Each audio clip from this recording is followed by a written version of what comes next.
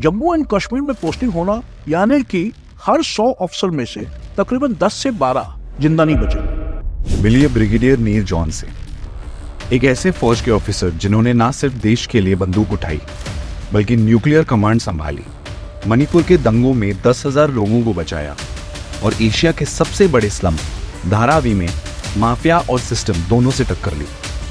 सेना medal gallantry से सम्मानित, स्ट्रेटेजिक फोर्सेस के कमांडर और एंटी टेरर ऑफ के मास्टरमाइंड। 24 महीनों में 36 टेररिस्ट को न्यूट्रलाइज किया। मैं जब ऊपर गया और खिड़की में देखा, मैंने देखा कि 3 टेररिस्ट वहाँ पे नमाज पढ़ रहे थे, उनके राइफल उनके साइड में थे। I was picked up and thrown about 4 to 5 feet up। मेरे को सिर्फ आवाज़ आने लग गई, नील जॉन साहब मर गए, नील जॉन साहब मर गए। 11 मिनट लगे फायरिंग रोकने के लिए। वो 11 मिनट मेरे ज़िंदगी के इतने गहरे 11 मिनट हैं जो आज मैं अगर उसके बारे में सोचने लग जाऊं तो मेरे रोंगटे खड़े हो जाते, क्योंकि पहली बार अपनों से डर था, दुश्मनों से। The Manipur rights. On the 3rd of May 2023, I started getting frantic calls saying that people are being killed, villages are being burned. ये एक ट्वीट की वजह से इतना। That's all. ऑप सिंदूर के बारे में बात करते सर। आपकी पतलून उतार के वो चेक कर रहे हैं कि आप मुसलमान हो कि नहीं। वो टेररिस्ट जो थे वो फॉरेन टेररिस्ट थे, घुस के कैसे आए? इंटेलिजेंस हमारी कहाँ फेल हुई? If I have to tell you, I have to kill you. मैं कभी कभी ये बताना चाहता हूँ, आप लोग ये लड़ते रहते हो और यहाँ पे पूरी फौज आपकी बैठी हुई है जिसका एक ही रिलीजन है, दैट इज द नेशन। एक ही नारा लगाते हुए मरे हैं, भारत माता की जय। When you go home, tell them of us that for your tomorrow we gave our today.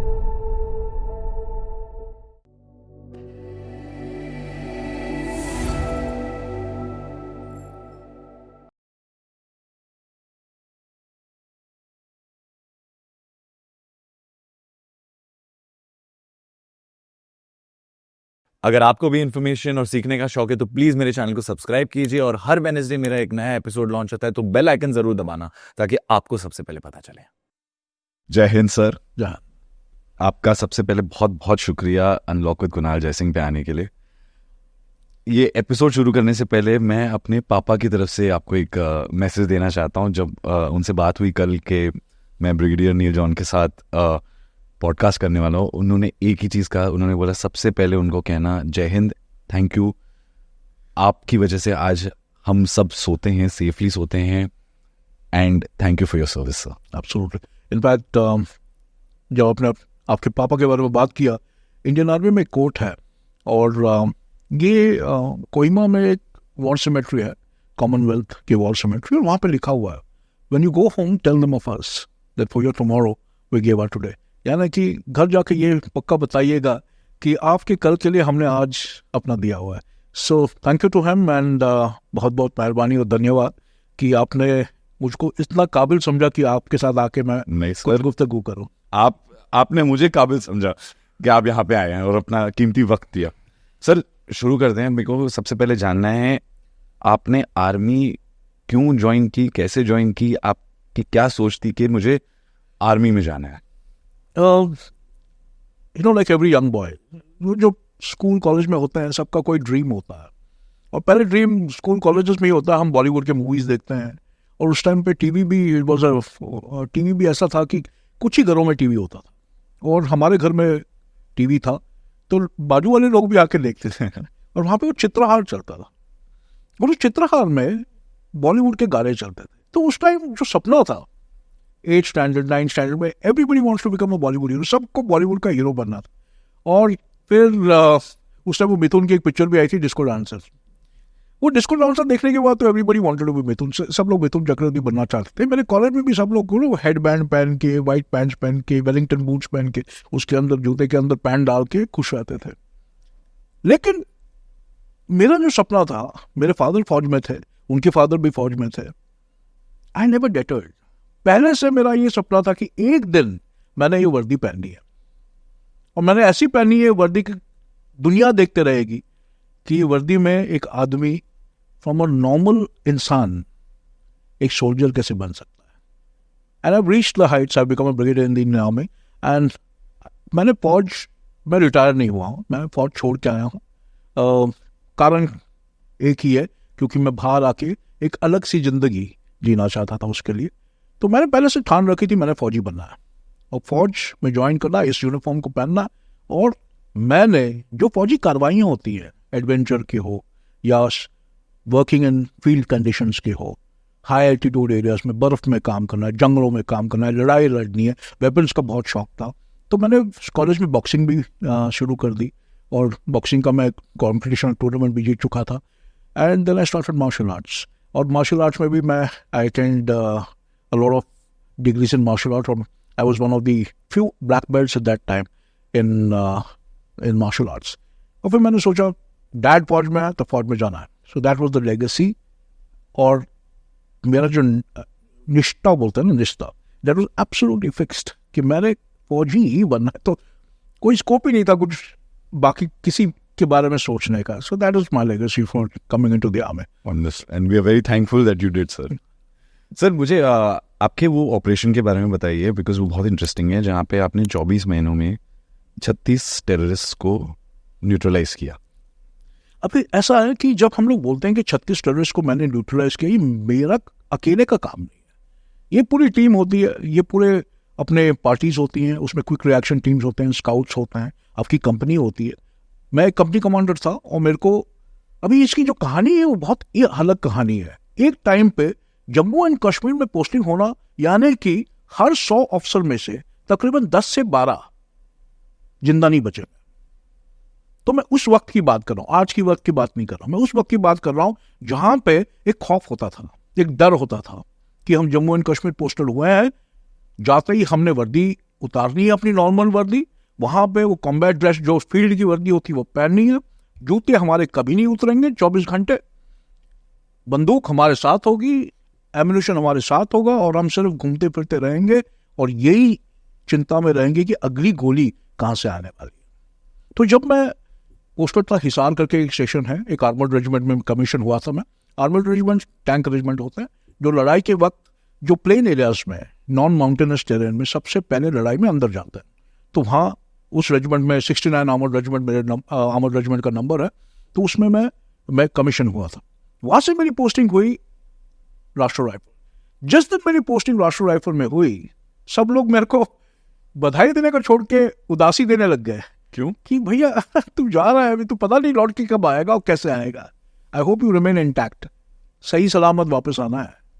क्योंकि कुछ बोलते हैं ना, हरियाणा के जो जाट होते हैं, इंडियन आर्मी में हरियाणा के जाटों के बारे में ऐसे बोलते हैं कि वो किसी काम को अगर उनको बताया जाए कि आगे एक पहाड़ी है, पहाड़ी पे 10 दुश्मन के सैनिक बैठे हुए हैं, लेकिन इस पहाड़ी को आपने चढ़ना है और उसको कैप्चर करना है, तो जो जाट है, जो सोल्जर्स हैं, वो सोचते नहीं है, वो अपना बंदूक उठाएंगे, जो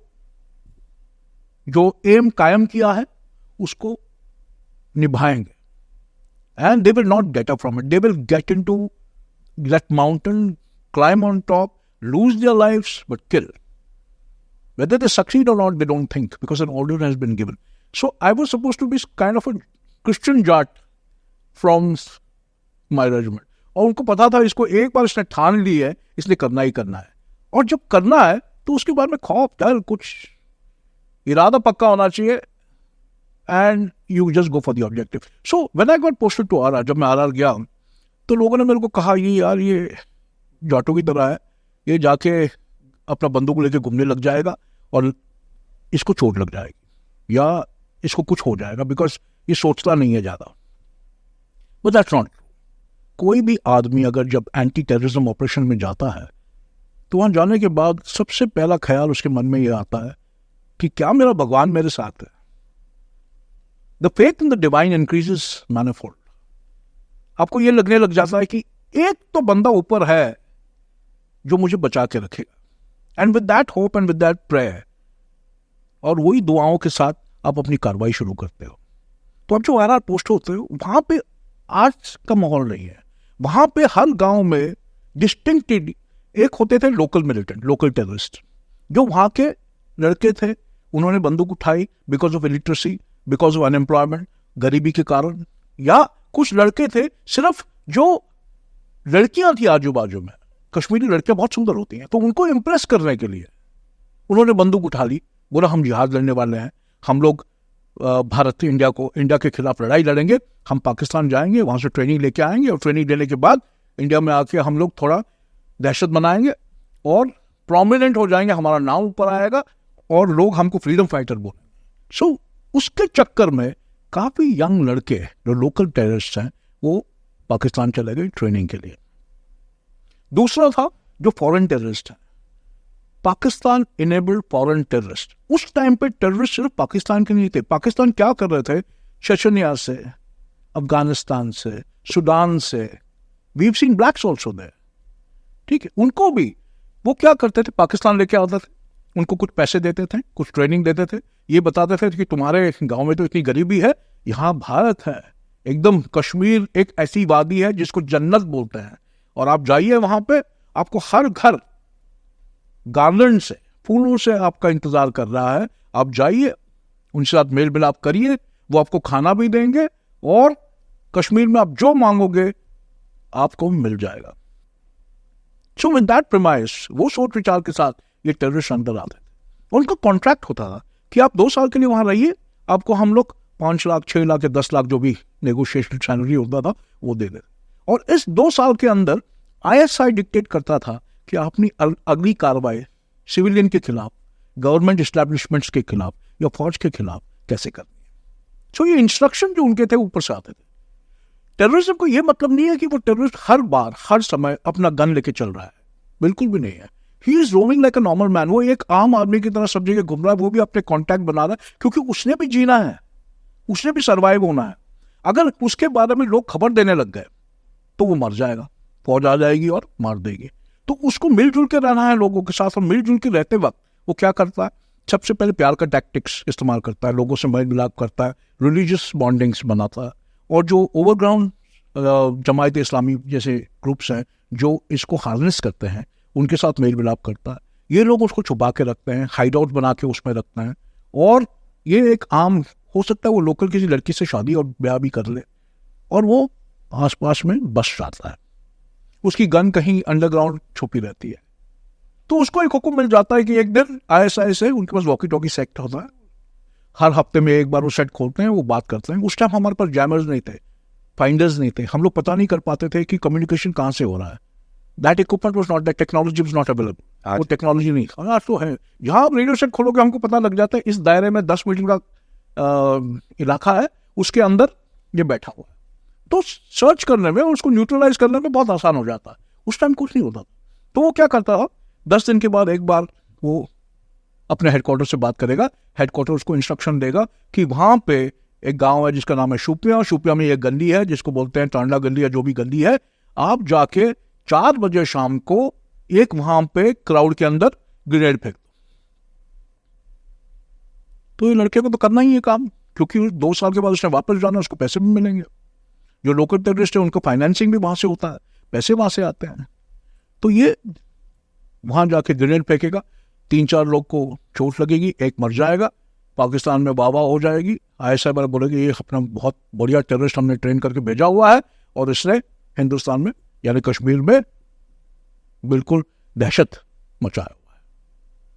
व्हेनेवर, जब भी हमने क्रॉस बॉर्डर टेररिस्ट को पकड़ा हुआ है, यानी कि टेररिस्ट ट्रांजिट करना पड़ता है, बॉर्डर क्रॉस करके गाइड होते हैं उनके, गाइड आगे आगे चलते हैं, टेररिस्ट उनके पीछे चलते हैं और वो जाके किसी गांव में बस जाते हैं या किसी पहाड़ी इलाके में जो गुज्जर के मकान होते हैं, गुज्जर और माइग्रेटरी शेपर्ड्स जो अपने गाय और अपने बकरे वगैरह लेके वैली टू वैली घास जहां उगता है वहां पे अपना भेड़ बकरी लेके जाते हैं। तो ये Gujjar basically act also as guides, but वो अपने मन से नहीं कर रहे, अगर नहीं करेंगे तो उनको गोली मार देंगे। तो इससे अच्छा है तो दिशा ही दिखानी, हमने रास्ता ही दिखाना, वो दिखा देते हैं। तो ये गुज्जर के मकाने बने हुए हैं माउंटेन्स पे काफी, और ये माउंटेन्स में जो मकान बने हुए उसको ढोक बोलते हैं। तो ये लोग क्या करते हैं, ये टेररिस्ट आते हैं, ये ढोकों में रहते हैं, वहीं पे कब्जा बनाते हैं। उनको पता है कि फौज नहीं आ सकती यहाँ पे क्योंकि ऊपर बैठे हुए हैं, और वो अपने स्काउट्स लगाते हैं, ऑब्जर्वर्स लगाते हैं जो दूर से पता कर सकते हैं कि फौज कब आ रही। उस टाइम हेलीकॉप्टर ऑपरेशन नहीं होते थे, उस टाइम ड्रोन नहीं होते थे, उस टाइम फिजिकल ऑपरेशन होते थे। याद है कि अगर हमको इंफॉर्मेशन मिलता था कि 2 टेररिस्ट इस ढोक में ऊपर बैठे हुए हैं तो हमको चढ़ना तो नीचे से ही है, और उनको ऊपर से वो फोटोज दिखा देते, ऊपर से आराम से दिखाई देता है। ठीक है, रात में भी चलोगे तो स्पॉटर्स उनके 4 या 5 किलोमीटर जो ट्रैक्स होते हैं, फौज जंगलों के थ्रू कमांडो ऑपरेशंस करके नहीं चलता है, स्पेकुलेशन पे ट्रैक्स पे चलता है। बिकॉज माउंटेन्स के अंदर अगर कोई सोचता है कि बॉलीवुड मूवी की तरह कहीं पहाड़ी से पेड़ों के बीच में से, वो सब नहीं होता, ट्रैक पे चलते हैं। बिकॉज ग्रुप होना चाहिए, 3-4 दिशाओं से आते हैं और उसको सराउंड करके फिर उसको न्यूट्रलाइज करते हैं। अगर आप वेंटेज पॉइंट पे बैठे हो, ऊपर बैठे हो, तो नीचे जो भी आता है उसको पता लग जाता है, तो वहां से वो निकल जाते हैं। So most of the time these operations when they stay in the dhok में जब भी रहते हैं, these are unsuccessful because they already have information. Most of the terrorist जहां आप देखोगे जिनको न्यूट्रलाइज किया गया है, वो गाँवों में किया गया है। जब वो लॉजिस्टिक्स या सप्लाईज या कुछ किसी को मिलने या किसी का कुछ फंक्शन अटेंड करने आते हैं, that is the most vulnerable time. वो एक वक्त है जहाँ पे एक टेररिस्ट बिल्कुल वल्नरेबल हो जाता है, और वो अगर इंफॉर्मेशन फौज के पास आ जाती है तो न्यूट्रलाइज करने में उस टेररिस्ट को बहुत आसानी हो जाती है। सो अब जब 36 की बात करते हैं, इसमें से ऐसे हैं जो 5 से 6 टेररिस्ट जो मैंने अपने हाथों से, मेरे बंदूक से मारा है, राइफल से मारा। जो बाकी है वो कंपनी ऑपरेशंस में है, but company operation also led by the company commander actually, because आपने इंटेलिजेंस बनाना है, आपने इंफॉर्मेशन लेना है, आपने लोगों से ताल्लुकात रखना है, आपने लोगों को ऐसे अपने बंदों को ऐसे डिप्लॉय करना है जो आपको इंफॉर्मेशन देते रहेंगे। अब इंफॉर्मेशन और इंटेलिजेंस में बहुत फर्क है, ये याद रखिए। इंफॉर्मेशन होता है जैसे 10 लोग एक ही इंफॉर्मेशन दे सकते हैं, हो सकता है कि 10 लोगों के बीच में ऐसा इंटेलिजेंस छुपा हो जो आप पहचान ही नहीं पा रहे। उसने बता दिया 4 आदमी वहां दिखे हैं, इसने भी बता दिया 3 आदमी वहां से आए, इसने बताया कि 1 आदमी इस ट्रैक पे चल रहा था। अभी इसने 4 बताया, इसने 3 बताया, इसने 1 बताया, ट्रैक भी बताया, सब कुछ बताया। द कॉमन फैक्टर जो इसमें है वो ट्रैक है। सो तो पहला क्वेश्चन मार्क जो हम लगाते हैं, आर दे रियली देयर, वो है कि नहीं वहां पे, तो हमको पता लग जाता है हाँ ये ट्रैक का इस्तेमाल हो रहा है और यहां पे कोई है और या कोई आने वाला है, तो वहां पे अपने नजरें खुल जाती हैं। और वो नजरें खुलने के बाद क्या होता है, you start scrutinising that area. आप उस एरिया के ऊपर ज्यादा तहकीकात करने लग जाते हो, देखने लग जाते हो, अपने इंटेलिजेंस वाले लगा देते हो, सिविलियन जो बंदे आपके साथ काम करते हैं उनको लगा देते हो। और फिर जैसे वो लोग आने लग जाते हैं, वहां पे जिस दिन वो किसी गांव में घुस जाते हैं, उस गांव को कॉर्डन करके फिर उनको एक सिंगल घर में आइसोलेट करके फिर उनको न्यूट्रलाइज किया जाता है। So in the bargain these 36 terrorists were neutralized by my company, Eco Company, and there are fantastic boys I had. They were from the Mahar group and the engineers. And ये लड़के थे जो इतने जोश वाले थे कि मैं आपको, मेरे 2 जो साथीदार है, अभी पता नहीं कहाँ है वो, एक तो किशोर था और एक संतोष था। अगर मैं यहाँ पे खड़ा होता हूँ, एक मेरे आगे खड़ा होता था, एक मेरे पीछे खड़ा होता था, और जब उनको पूछते थे भैया तुम मेरे को give me freedom of action, I also need to do something, बोलते नहीं साहब, आपको अगर गोली लग गई यानी कि हम लोग जी नहीं पाए। सो that is the kind of motivation the team has, because you living together. उस टाइम कोई रहने की जगह नहीं होती थी। हमको बोलते थे स्लीपिंग बैग लो, अपना राइफल उठाओ, मैगजीन और एम्यूनिशन डालो और चल बसो। एक गांव है जैनापुरा, वहां जाके आप लोग वहां पे आपने 3 महीने के लिए कैंप बसाना है। वहां कोई बिल्डिंग नहीं है, ना कोई सड़क है, ना कोई रहने की जगह है। आपको ये भी नहीं पता कि कल का खाना आएगा कि नहीं आएगा, कुछ नहीं। आपने अपना 72 आवर्स का राशन ले रखा है, पिट्ठू पहन रखा है, उसमें स्लीपिंग बैग है और आप पैदल चलते हो। बिकॉज वी विल नॉट, आप गाड़ी नहीं ले सकते। आईडी का थ्रेट काफी होता था उस टाइम, जो रास्ते पे बॉम्ब प्लांट करते हैं उसके बाद। आईडी एग्जैक्टली क्या होता है? Improvised explosive device. It is a device, explosive, वो डेटोनेटर के साथ रास्ते के नीचे गाड़ देते हैं और उसके साथ एक बैटरी लगा देते हैं। अगर बैटरी और वो वायर टच हो गया, वो उड़ जाता है। These are also remotely control, remote control कर सकते हैं इसको। तो विद इन 100 मीटर वो टेररिस्ट बैठा होता है, आपकी गाड़ी आएगी, वो उसको उड़ा देंगे और आपके गाड़ी भी उड़ जाएगी और जवान भी उड़ जाएगी। वो आईडी के कारण नोबडी इशू, कोई गाड़ी नहीं लेके चलता था, पैदल चलता था। हमारा डेली रूटीन होता था कि 20 से 22 किलोमीटर 18 kg वेट के साथ, जो बुलेट प्रूफ होता है और जो हेलमेट होता है, जो हथियार होता है, उसका वेट होता है 18 kg वेट के साथ। We used to walk at least 18 to 20 kilometre every day. And ये सुबह के वक्त नहीं है कि सुबह 9 बजे उठेंगे, अपने चाय पे चर्चा करके घूमते रहेंगे और वापस आ जाएंगे। It was any time of the day, any time of the night, and when the calling came you just went. और आपको जब जाना था, जाना था।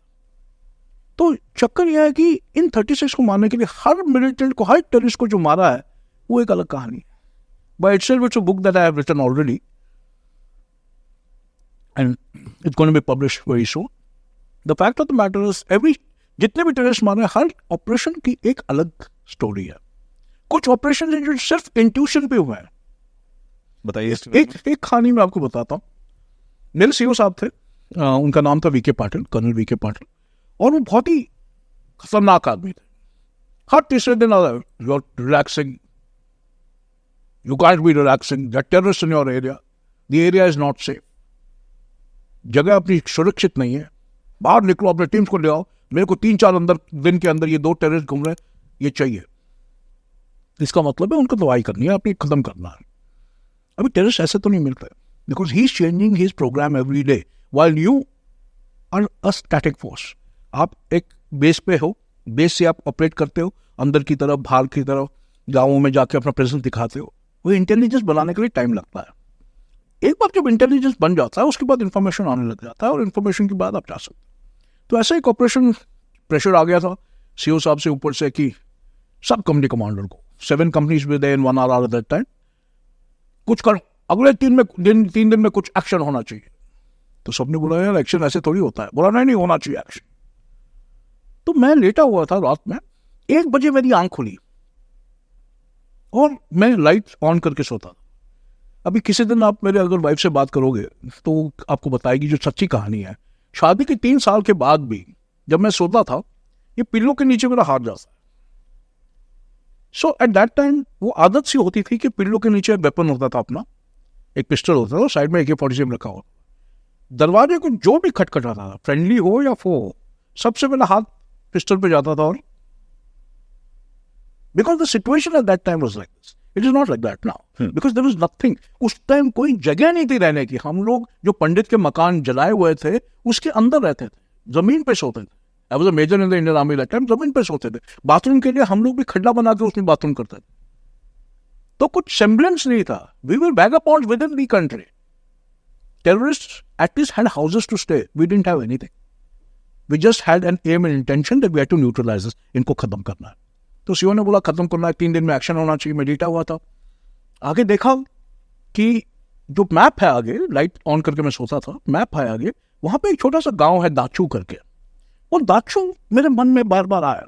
मैंने बोला ये एरिया दाचू, तो पहली बात तो is a village which I don't know about, मैं कभी गया भी नहीं हूँ वहां पे.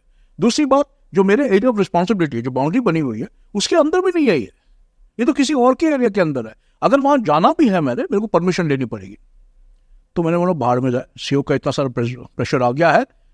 1 बजे रात को मैंने, वो दूसरा फोन होता था हमारे पास, कोई डायल बटन नहीं होता था, फौज के पास एक फोन होता था जिसको घुमा के वो रिंग जाता. तो मैंने घुमाया, वो मेरा सीनियर जेशो था एक शिंगे करके, उसको फोन किया. तो उसने उठाया. मैं बोला शिंगे साहब कल सुबह 6 बजे मेरी QRT 15 बंदे, एक गांव है, कल सुबह बताऊंगा, वहां हमने जाना है. बोला साहब अभी तो आए हो वापस. मैं बोला कोई बात, जाना है. मैंने फोन रख दिया. मैं पूरी रात नहीं सोया. That damn village kept flashing at me कि दाचू दाचू दाचू. मैं बोला ठीक है.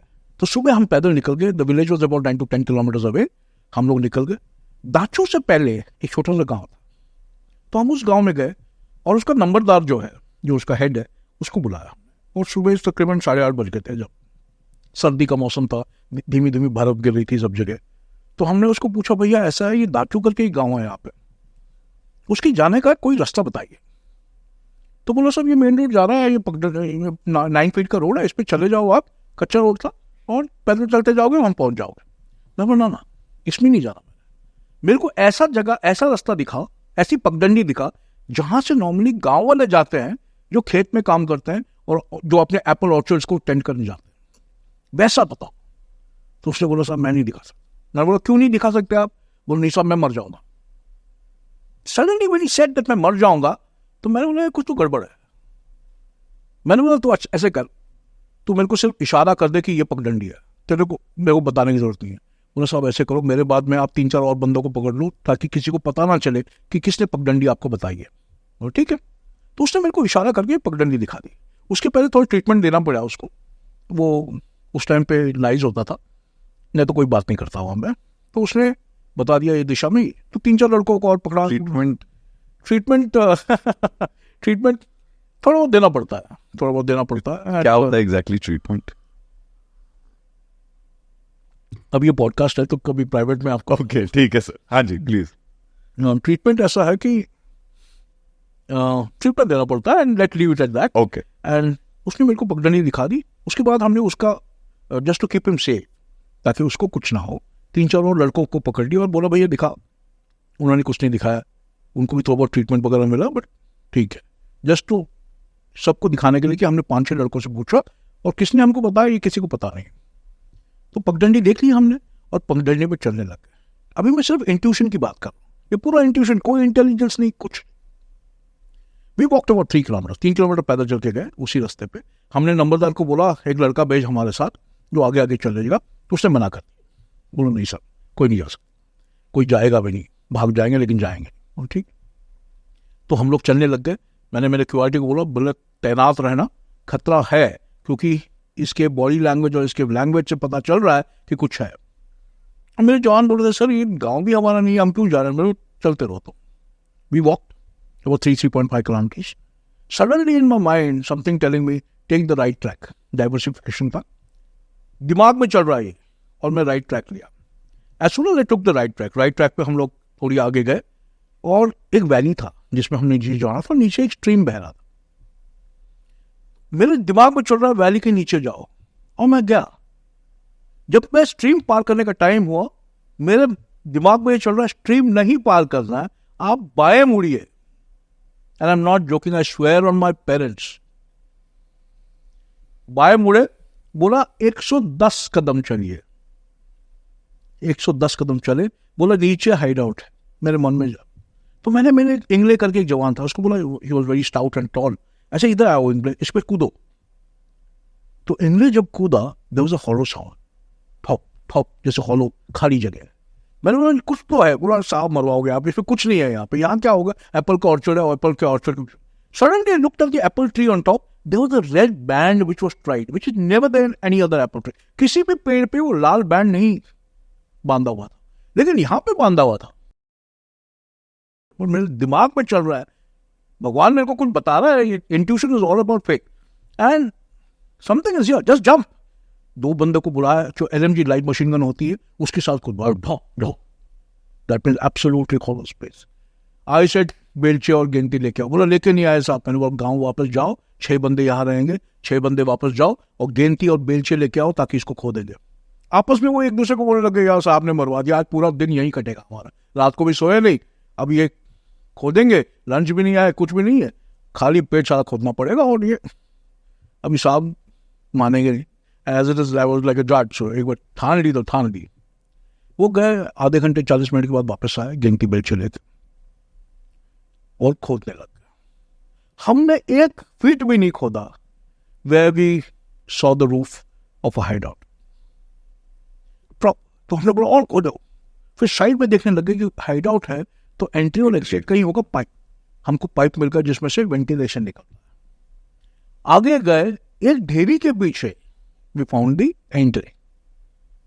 अब एंट्री करने से पहले हम लोग नॉर्मली किसी भी हाइडआउट में एंट्री नहीं करते, तो सबसे पहले आवाज लगाते हैं कि कोई है तो बाहर आ जाओ, आपको मौका दिया जा रहा है। तो वो अनाउंसमेंट हुआ, कोई नहीं आया। फिर हमने 2 ग्रेनेड लिए और अंदर ग्रेनेड लॉक कर दिए। एक ग्रेनेड फट गया, दूसरा नहीं फटा। No, that is the most precarious thing. वो सबसे बड़ा खतरा वाला चीज तो वही है, एक फट गया, दूसरा नहीं फटा। तो ये था प्रॉब्लम कि जो नहीं फटा, हो सकता है कि जब हम लोग घुसे अंदर वो सारा फट जाए।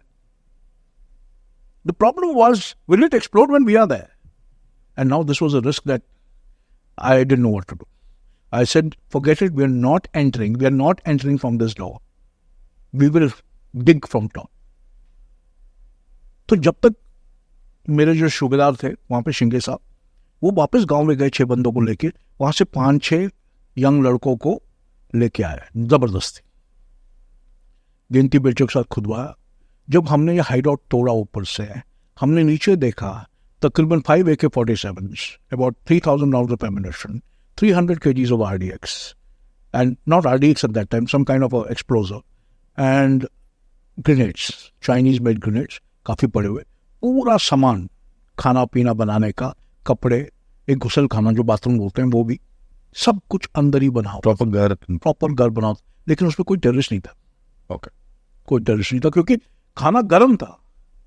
उनको पता चल गया था, यानी कि गांव में किसी के पास वॉकी टॉकी होगा, उनको पता चल गया कि ये फौजी इस तो दिन का समय था, विजिबिलिटी वाज कंप्लीट, और ये पगडंडी पे चल के आ रहा है, and they had gone from there, but we caught that hideout. मैंने सीओ साहब को बताया नहीं था कि मैं यहाँ जा रहा हूँ, दूसरे का एरिया था ये, तो सब कुछ तामझाम लेके उस हाइडर को डिस्ट्रॉय करके आग वाग लगा के उसको हमने डिस्ट्रॉय कर दिया। तो पूरे हथियार और जो सामग्री हमने ली थी वो लेके आ रहे थे। मैंने बोला अभी सीओ को बता ही देता हूँ, नहीं तो वो बोलेगा कि, तो मैंने सीओ को रिंग किया, कर्नल वी के पाटिल को, बोला सर ये हम लोग यहाँ पे गए थे, मेरे को उसने खत्म भी नहीं करने दिया। बोला how can you go there without telling me, what if something would have happened, cross firing would have happened, something would have happened. I said sir it's day time, nothing will happen and we are in uniform, we are not gone as some other people, we are in uniform. बोला okay tell me what has happened. I said we went here and this is what happened in my sleep. मैंने पूरी कहानी जैसे सच्ची होती है वैसे बता दे कि ये हुआ, नीचे गए, कोई मेरे को बता रहा है दिमाग में, don't very bullshit me, are you drunk early in the morning. ऐसे सर नील डॉन बोल रहा हूँ, मैं दारू नहीं पीता हूँ, सिगरेट नहीं पीता हूँ, आपको पता है। तो बोला जब पिया क्या, क्योंकि वहाँ पे अफीम काफी मिलता था। Sir don't smoke, I don't drink, why will I have अफीम, you are sure this has happened? I said yes, exactly, this is what happened. What I want to bring out to you and the listeners here is sometimes when you're doing anti-terrorism operation, जो हम बोलते हैं ना भगवान तुम्हारे साथ है, भगवान आपके दिमाग में ये भी डाल रहा होता है कि क्या हो सकता है, कब हो सकता है, कैसे बच सकते हो, कैसे आपका अगला एक्ट हो सकता है। And this happened to me and we caught all that. He couldn't believe it. He took a vehicle and his QRT and reached my post. He said when you reach the post please tell me. 12-1 बजे तक हम लोग post वापस पहुंच गए। जब हमने पूरा लेआउट किया, सीओ साहब ने आके देखा, बोला यार ये तुम सपने में। बोला हाँ। बोला लेकिन मैं अगर हायर हेडक्वार्टर में बोलूंगा कि सपने में देख के तूने ये सब काबू किया है तो वो तो हंसने लग जाएंगे, तो एक कहानी बनानी पड़ी। मैंने बोला सर आपको जो कहानी बनानी बनाओ, मेरी तरह से कहानी नहीं बनाओ, because what is the truth has to be told like the truth. मैं कहानी नहीं बनाऊंगा। एनीवे सीओ साहब ने जो रिपोर्ट दी वगैरह मेरे को नहीं पता उसके बारे में, लेकिन 3 दिन के बाद जो ब्रिगेड कमांडर होते हैं, जो ब्रिगेडियर साहब होते हैं, he is one of top ranks there, तो वो आए, मेरे को देख के हंसने लग गए। बोला Neel tell me the truth, how did this happen? And I told him the truth and I told, but she still didn't believe me by the way. I told the brigade commander the truth, उनको सच्ची कहानी बताई मैंने, और brigade commander ने मेरे कंधे पे हाथ लगा के बोला I believe. And that was the time I knew, and this was only the first incident. Lot of this incidents that happened with me where intuition and faith have worked where intelligence failed. तो जो फौजी होता है ना, वो अपना भगवान अपने साथ लेके चलता है, कोई भी भगवान। आज हम लोग हिंदू, मुसलमान, सिख, ईसाई लड़ रहे हैं, वो फौजी को कोई मतलब नहीं है वहां पे, वो दुश्मन के साथ लड़ रहा है कि कौन मुसलमान है, कौन सिख है, कौन ईसाई है। वो चढ़ रहा है ऊपर, वो पहाड़ी जब टाइगर हिल पे चढ़ के गए थे सिख बटालियन, 8 सिख थे वो। किसी ने ये नहीं सोचा कि मेरा कौम कौन क्या है, किसी ने ये नहीं सोचा कि मेरा धर्म क्या है। वो चढ़ के गए, इतने सारे मरे वहां पे, और एक ही नारा लगाते हुए मरे हैं, भारत माता की जय। सो आई समटाइम्स वंडर, और मेरे को जो भी देख रहे हैं इसको, मैं कभी कभी ये बताना चाहता हूँ, आप लोग ये लड़ते रहते हो और यहाँ पे पूरी फौज आपकी बैठी हुई है जिसका एक ही रिलीजन है, दैट इज द नेशन, और भारत माता है। तो ये एक इंसिडेंट था, और भी बहुत सारे इंसिडेंट है। सबसे डिफिकल्ट कोई ऐसा इंसिडेंट था इन 36 में से जहाँ पे क्रॉस फायरिंग हुई हो और नियर डेथ एक्सपीरियंस अगर कुछ हुआ हो? और नियर डेथ एक्सपीरियंस तो बहुत हुआ है। एक मैं आपको कहानी बताता हूँ। हमको एक इन्फॉर्मेशन मिली कि पाकिस्तान से 3 टेररिस्ट आए हुए हैं, और एक जगह है जिसका नाम है मिमांडर करके जगह है शोपियां के पास। ओके। और वहाँ पे ये 3 टेररिस्ट हैं जो, अभी इसका बैकग्राउंड ये है कि मेरा पोस्ट था, एक सैदपुरा करके जगह है शोपियां के पास, तो वहाँ पे मेरा पोस्ट था, और पोस्ट में हम लोग बैठे हुए थे, बोर हो रहे थे क्योंकि वहाँ पे ज़्यादा टेररिज्म नहीं था साउथ कश्मीर में, और वो रूट जो है वो टेररिस्ट ज़्यादा इस्तेमाल नहीं करते थे, बिकॉज इट वॉज ओपन, पूरा एरिया ओपन था, तो दूर दूर से पता लग जाता था कौन आ रहा है बस। तो हमने सोचा कि एक गांव है वहाँ पे क्रिकेट टूर्नामेंट चल रहा है, और कश्मीर के लड़के बहुत क्रिकेट खेलते हैं। हमने बोला चलो हम भी जाके देखते हैं, हमको मौका मिलता है तो 1-2-3 शॉट हम भी लगा देते हैं।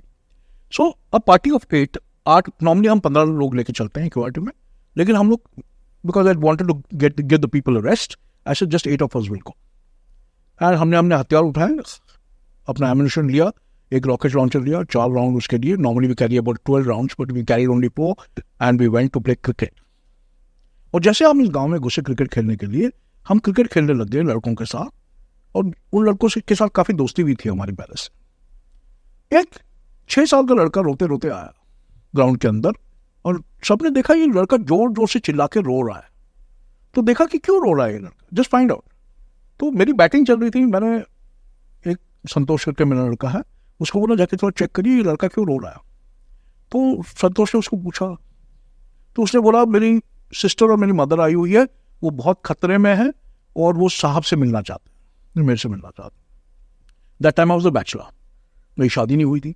और ऐसा सिस्टम में no bachelor officer Indian army का जो भी कुछ बोले will ever go to anybody's house alone, और even in 2-3 guys you take the entire QRT, you take the local people with you so that tomorrow कोई ये ना बोल पाए कि इसने कोई गलत काम किया.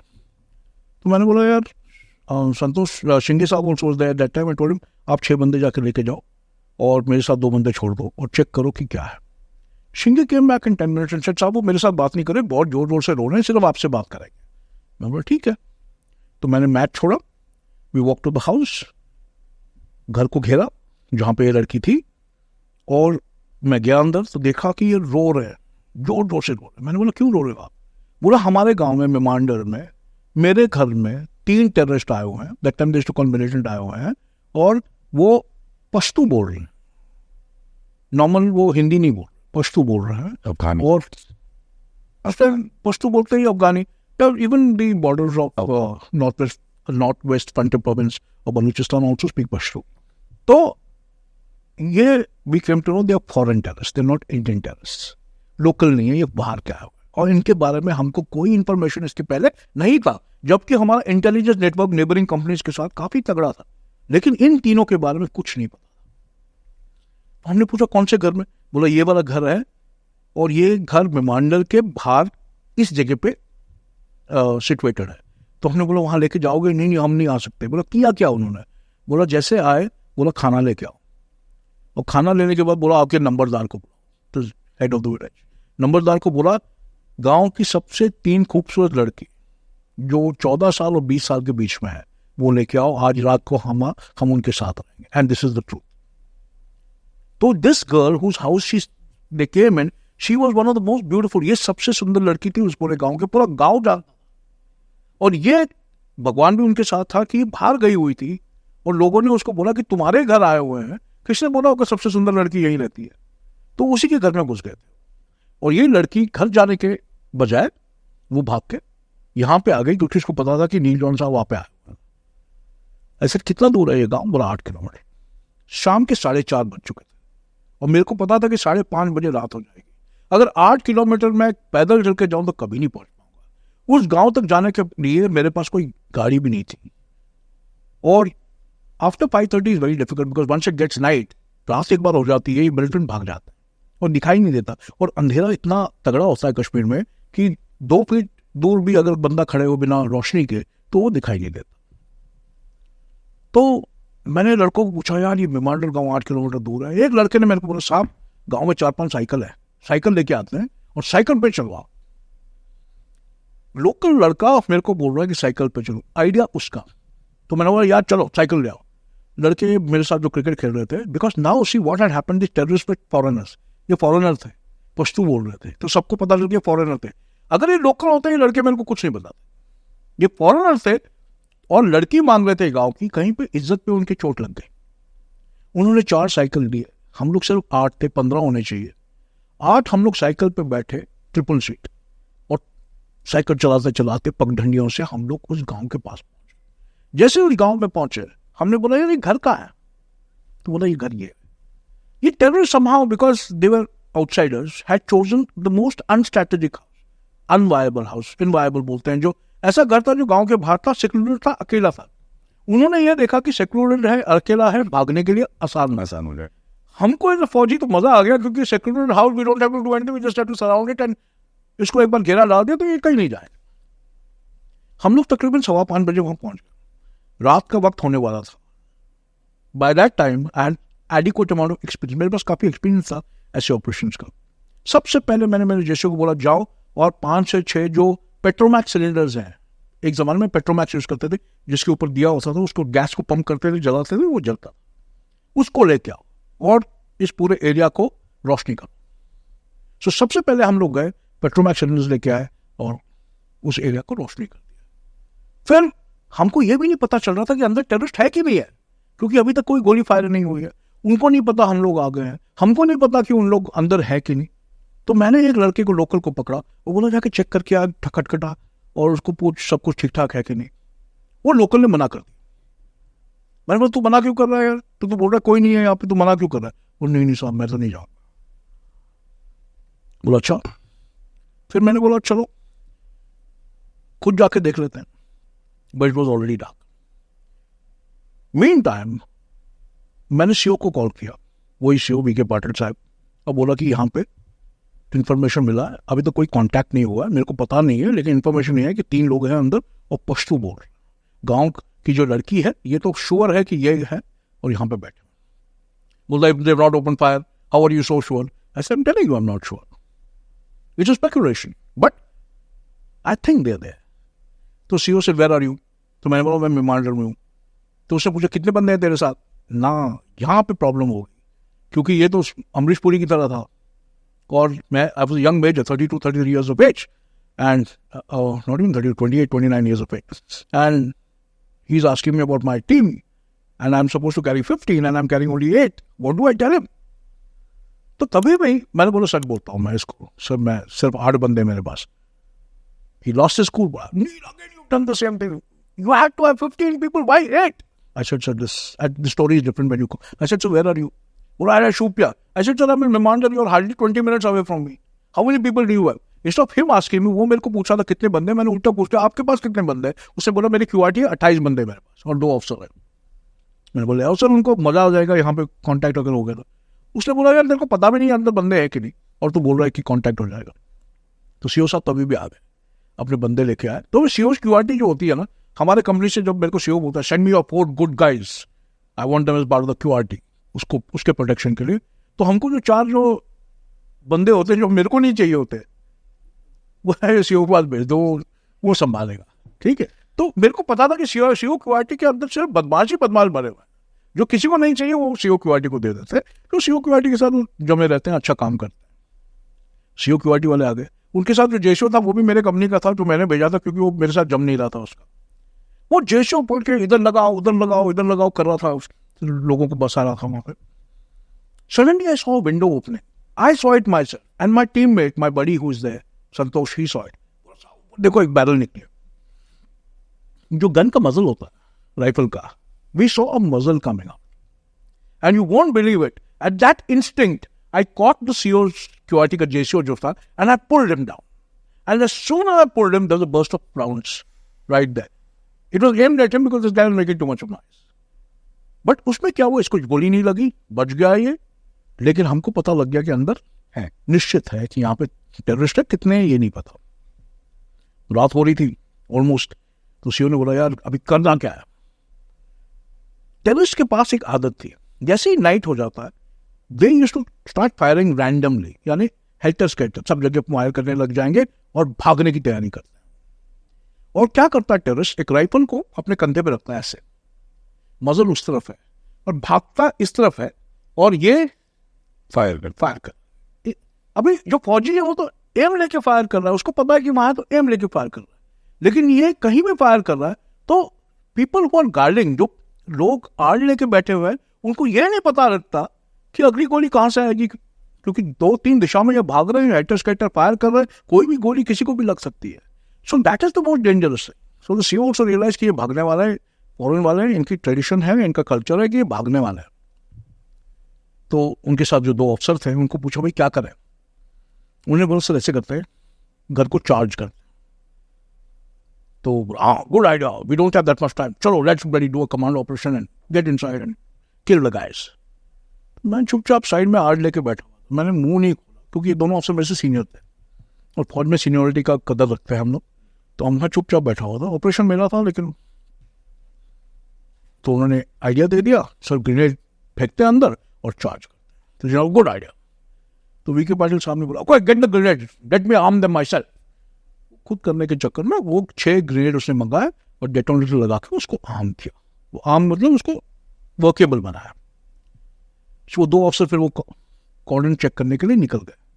फिर वो मुड़े और बोलते हैं या where are those two guys वो गो टू चार्ज। वो तो थे नहीं, वो तो निकल गए कॉर्डन चेक करने के लिए, जो उनका काम है वो करने लग गए। सीओ ने मेरी तरफ देखा, मैं आड़ने के बैठा हुआ था वहां पे, मेरे को लोग नहीं लेट यू गो। तो मैंने सीओ की तरफ देखा, young boy 20-29 years old. I said, sir not my idea, मेरा आइडिया नहीं, जिसने आइडिया दिया उसको भेजो आप। बोले why you are scared? I said, no, I'm not scared, but it's not my idea.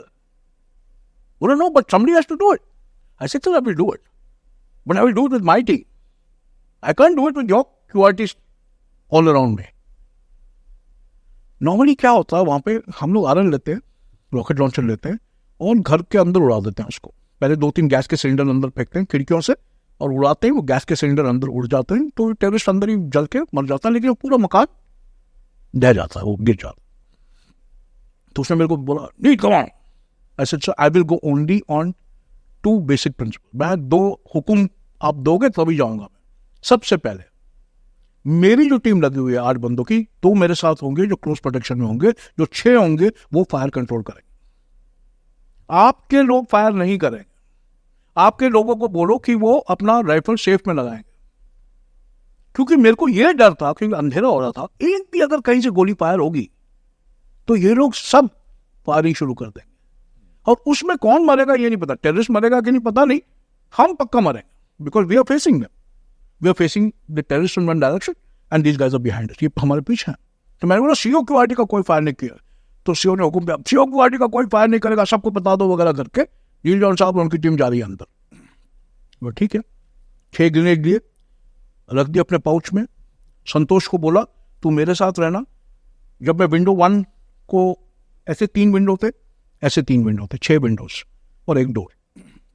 बोला जब मैं फर्स्ट विंडो को ऑपरेशन करूंगा, जो ग्रेनेड फेंकूंगा, फायरिंग करूंगा, तो सेकंड विंडो पे नजर रखना। जो किशोर था पीछे, किशोर को बोला when I am doing this operation you look at the upper Windows, ऊपर के विंडोज को देखते रहना, क्योंकि वहां से, क्योंकि पहला ऑपरेशन, पहला जो फायरिंग आया था ऊपर से आया था, बोला ऊपर की तरफ देखते रहना। और मेरे क्यूआरटी को बोला तुम लोग ने कोई फायरिंग नहीं करनी, अगर ये सीओ क्यूआरटी वाले फायर करते इनको ठोक देना, क्योंकि डर इनसे है, मेरे को मेरी टेंशन नहीं है, टेररिस्ट को तो मैं देख लूंगा, लेकिन ये कब फायर करेंगे, कहां से फायर करेंगे, इनका कोई भरोसा नहीं मेरे को।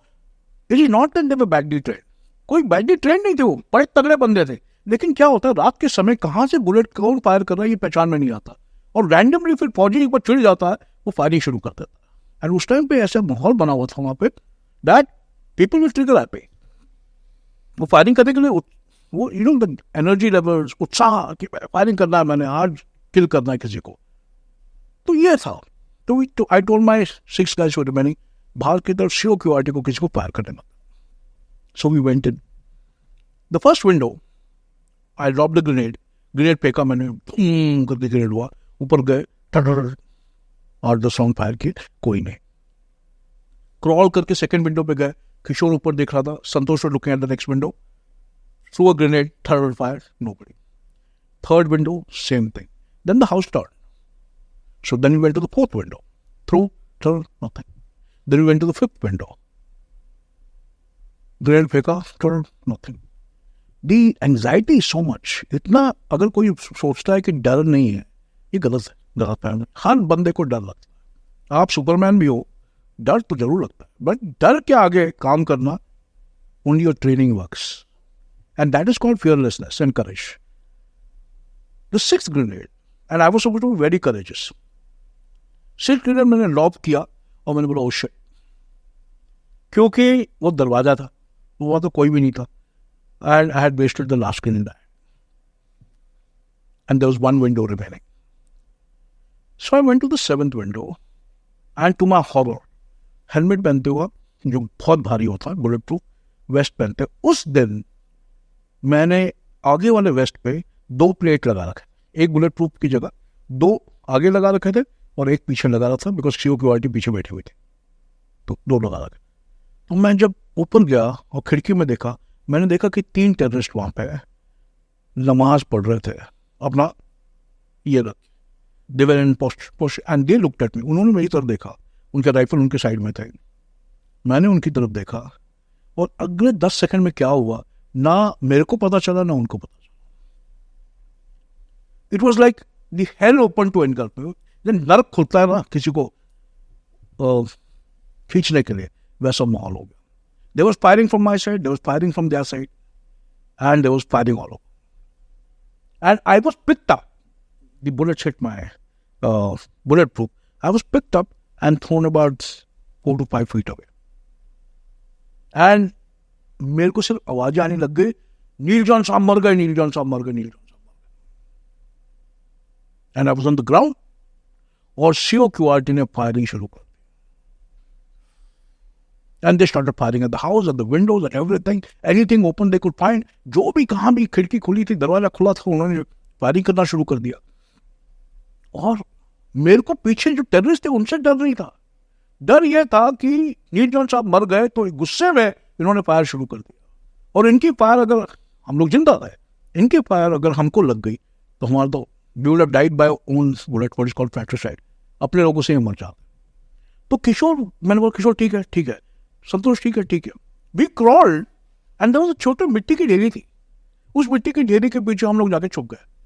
किसके साथ छुपे, किसके खिलाफ छुपे, टेररिस्ट पीछे है, ये पता भी नहीं है कि जिंदा है कि मरा है.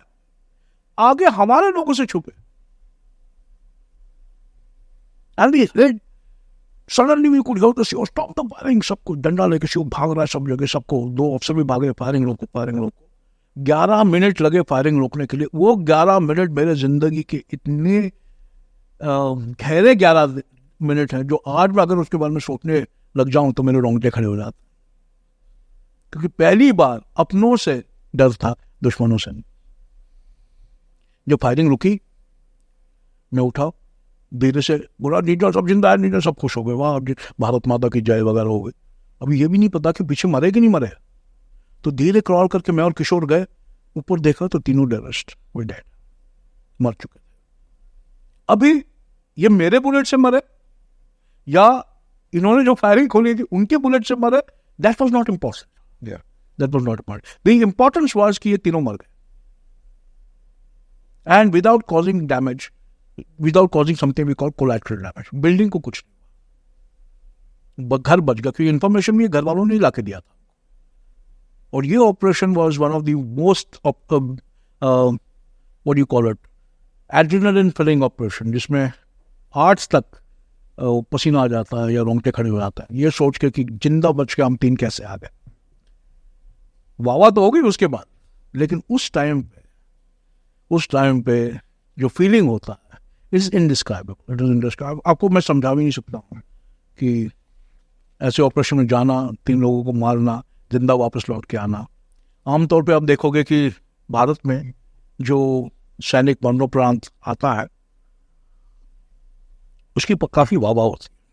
ही is a martyred soldier, action में मर चुका है, गांव में उसको इज्जत दिया जाता है, उसकी डेड बॉडी को पॉलिटिशियन आते हैं, आर्मी उसको सलूट देती है and all that. He is celebrated and he is given whatever award he has to give, Shaurya Chakra. लेकिन उसके साइड में लिखा है पोस्थमस, यानी मरणोपरांत. But there is this whole sect of Indian army officer. ऐसे इंडियन आर्मी ऑफिसर्स है जिसने इतना गैलेंट रिएक्शन किया हुआ है इंडियन आर्मी के लिए, अपनी जान रिस्क करते हुए, जो बच के वापस आया, मार के वापस आया. And the quantum of celebration for them blacks, जो एक्शन करके इस देश के लिए अपनी जान को स्टेक पे लगा के जो एक्शन करके टेररिस्ट को मार चुके, दुश्मनों को मार चुके हैं, लेकिन जिंदा लौटे हैं, जो रिस्पेक्ट उनको मिलना चाहिए वो नहीं मिलता. Because they are forgotten soldiers. हाँ, ये जितना आ गया है तो अपने अपने गांव चले जाएगा, कुछ रहेगा. एक अवार्ड गवर्नमेंट दे देती है, सेना मेडल, शौर्य चक्र, दैट्स अबाउट इट. अब अपने मेडल के बारे में बताइए सर. किसी और आपके मेडल के बारे में? मेरे बारे में, सेना मेडल के बारे में. अच्छा, इसी ऑपरेशन के बारे में तो मेरे को इसके पहले भी रिकमेंडेशन काफ़ी गए थे मेरे 3-4 ऑपरेशन पे. And I am aware of it because the commanding officer ने मेरे को बताया था. 4 ऑपरेशन इसके पहले भी हुए थे, उसका रिकमेंडेशन में गया था. ये 5वें इस ऑपरेशन में लकीली वो ब्रिगेड कमांडर साहब जो थे वो भी आ चुके थे और इन्होंने ये पूरा ऑपरेशन लाइव देखा. And that brigade commander wherever is brigadier Negi, आप उसको कभी भी पूछो, वो भी बोलेंगे आपको कि ऐसा ऑपरेशन मैंने आज तक नहीं देखा। और ये ऑपरेशन के बाद मेरे को सेना मेडल गैलेंट्री दिया गया था for showing exceptional bravery in the face of the enemy and surviving the entire thing. So there's no posthums. I came out alive. So this award was given to me by the government of India, and this award has been quite a motivator and has seen me through many stages of my career also, and has also helped me grow. तो मेरे को इस award के बाद भारत सेना की तरफ से काफ़ी रिस्पेक्ट जरूर मिलता है when you wear a सेना medal gallantry, when you wear a शौर्य चक्र गैलेंट्री.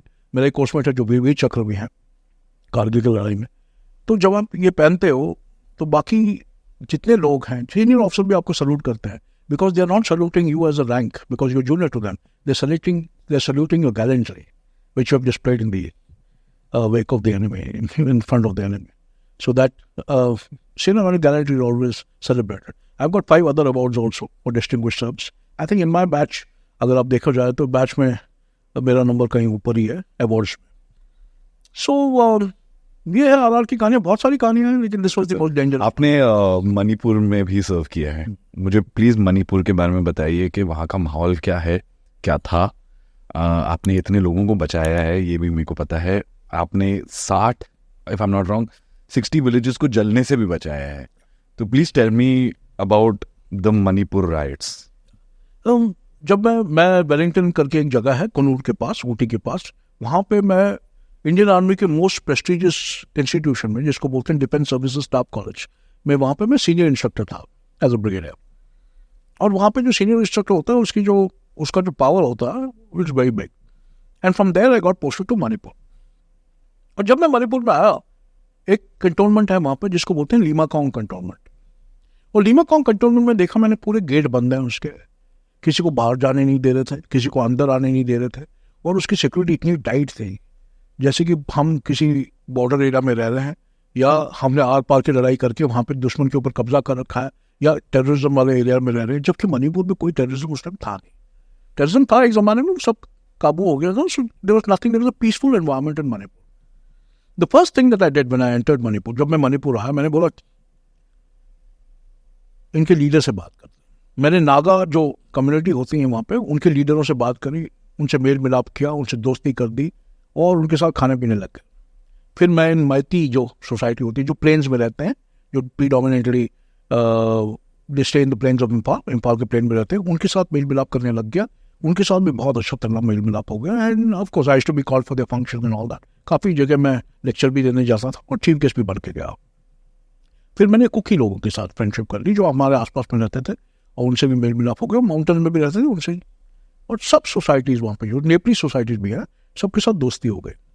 और मैंने उनको ये बताया, भैया मैं मेरे गेट खोल रहा हूँ कंटोनमेंट के, because I was the station commander. मैंने बोला मैं कंटोनमेंट के गेट खोल रहा हूँ, मेरे जवान जो हैं वो मणिपुर फ्रीली घूमेंगे, आप लोगों ने इंश्योर करना है कि मेरे जवान सेफ रहेंगे. And they came back and told me only one thing, Leimakhong cantonment और any military jawan is welcome to go about Manipur, anywhere in Manipur, freely, without ever getting scared that anybody will do anything to them. पर मणिपुर में ambush काफी होते थे इस जमाने में, तो खोल दिया. तो मैंने उनको ये भी बोला, एंड माई कंटोनमेंट, मेरा जो कंटोनमेंट बहुत सुंदर कंटोनमेंट था, is open to you for your picnics and all that. If you want to come with your school, with your parties and all that, just let us know. We will permit you. You can come and enjoy the facilities that are available in my cantonment. खोल दिया सब कुछ. बहुत सुंदर time कटा हमारा. वो भी आते थे, हम भी जाते थे. People used to come to play golf. People used to come to see how firing takes place. कुछ कॉलेजेस आते थे, ये बताते थे कि हमारा बूट कैंप कराओ हमारे लड़कों लड़कियों के लिए. तो ये सब होने लग गया. तो पीसफुल माहौल था, किसी को कुछ पता नहीं था.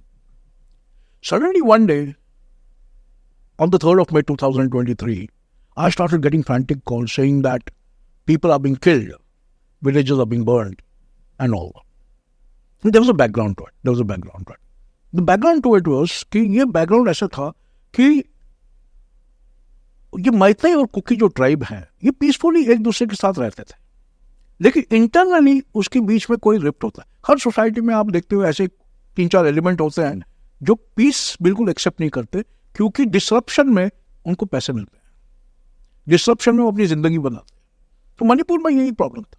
दोनों कम्युनिटीज में ऐसे डिसरप्टिव एलिमेंट्स थे जो पीसफुल रह रहे थे. They didn't like the peace. क्यों? क्योंकि जब डिसरप्शन होता है, ये जो एलिमेंट्स हैं, जो नॉन नेशनलिस्टिक एलिमेंट्स होते हैं, इनका धंधा जब चलता है, हफ्ता लेना and all that, so there was a lot of disruption happening internally which we never got to know, हमको पता ही नहीं चला। और ये मैताई और कुकी कम्युनिटी में, अभी जो मैताई कम्युनिटी है वो प्लेन्स में रहता है, जो कुकी कम्युनिटी रहती है वो हिल्स में रहता है। अभी उसी टाइम जब एक थोड़ा बहुत टेंशन अंदर शुरू हुआ, I not get into background of it because इसमें पॉलिटिक्स इन्वॉल्व है और मैं पॉलिटिक्स के बारे में बात नहीं करता हूँ। एक चोला चांदपुर करके जगह है, वहां पे कुकियों ने एक पीस रैली निकाली, dressed up in black, saying that the hills of Kuki land belong to them and it should be given adequate amount of infrastructure, roads, and for benefits for the Kuki from the budget that is, because 80% of all budget which came to Manipur state used to go into development of plains और mountain वाले area में कुछ नहीं होता था। तो इन्होंने उसी टाइम हाई कोर्ट ने ये जो शेड्यूल ट्राइब वाला जो एसटी वाला जो स्टेटस है, ये सिर्फ कुकियों का था। तो एसटी वाला स्टेटस पहले मैती को दिया था, लेकिन मैतियों ने एक्सेप्ट नहीं किया था। बोला हम लोग ऊंचे रिवाज के हिंदू हैं, हम लोग नीचे वाले नहीं हैं, तो हमको ये एसटी स्टेटस नहीं चाहिए, एसटी स्टेटस नहीं चाहिए। लेकिन तभी भी जब वेन दे रियलाइज कि उनके पूरे जॉब्स, जो पुलिस वाले जॉब्स हैं, जो IAS, जो एडमिनिस्ट्रेटिव जॉब्स हैं, ये पूरे कुकियों को जा रहा है, because they are all now IAS vacancy में जा चुके हैं, ST वैकेंसी जो होती है उसमें। So they also said let us also get ST status. तो उसी टाइम हाई कोर्ट ने ST status for Maiti declare कर दिया। So somewhere down the line the Kukis started opposing that कि इनको कैसे ST status दे दिया, इनको तो सब कुछ है इनके पास, they are not scheduled tribes, they are a proper tribe and all that. So when the Chola Chaudhpur march was being carried out, some disruptive elements, ऐसे जो लोग होते हैं जो किसी भी मार्च के अंदर डाल देती हैं, अभी किसने डाला, क्या डाला, क्यों डाला, इसके ऊपर तो विचार मैं नहीं करूंगा, लेकिन डाले गए थे। इन्होंने तकरीबन 5 से 10 मैते के घर जो थे, मैते ट्राइब के जो घर थे बाहर की तरफ, उनको जला दिए। उसी टाइम में दिल्ली में कोई यंगस्टर बैठा होता, कोई 20-22 ईयर्स का लड़का जिसको कोई काम धंधा नहीं था, आई प्रिज्यूम कि उसने 2 पैग भी लगाए होंगे, उसने ट्वीट कर दिया कि चोला चांदपुर में पीस मार्च के दौरान 40 मैते लेडीज को नेकेड परेड किया गया, उनको रेप किया गया और मार दिया गया। और ये जैसे उसने ट्वीट किया, ये ट्वीट इम्फाल में पहुंच गया जो मैते डोमिनेटेड एरिया है।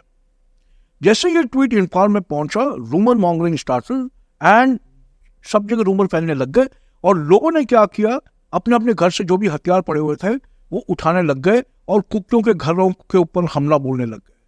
अभी जो कुकी वहां पे थे उनको ये भी पता नहीं था कि हो क्या रहा है, क्योंकि जो पहाड़ों की कुकी थे उन्होंने तो पीस मार्च कर दिया, जो प्लेन्स के कुकी थे वो तो बिजनेस में लगे हुए थे, उनको कोई मतलब ही नहीं था उससे।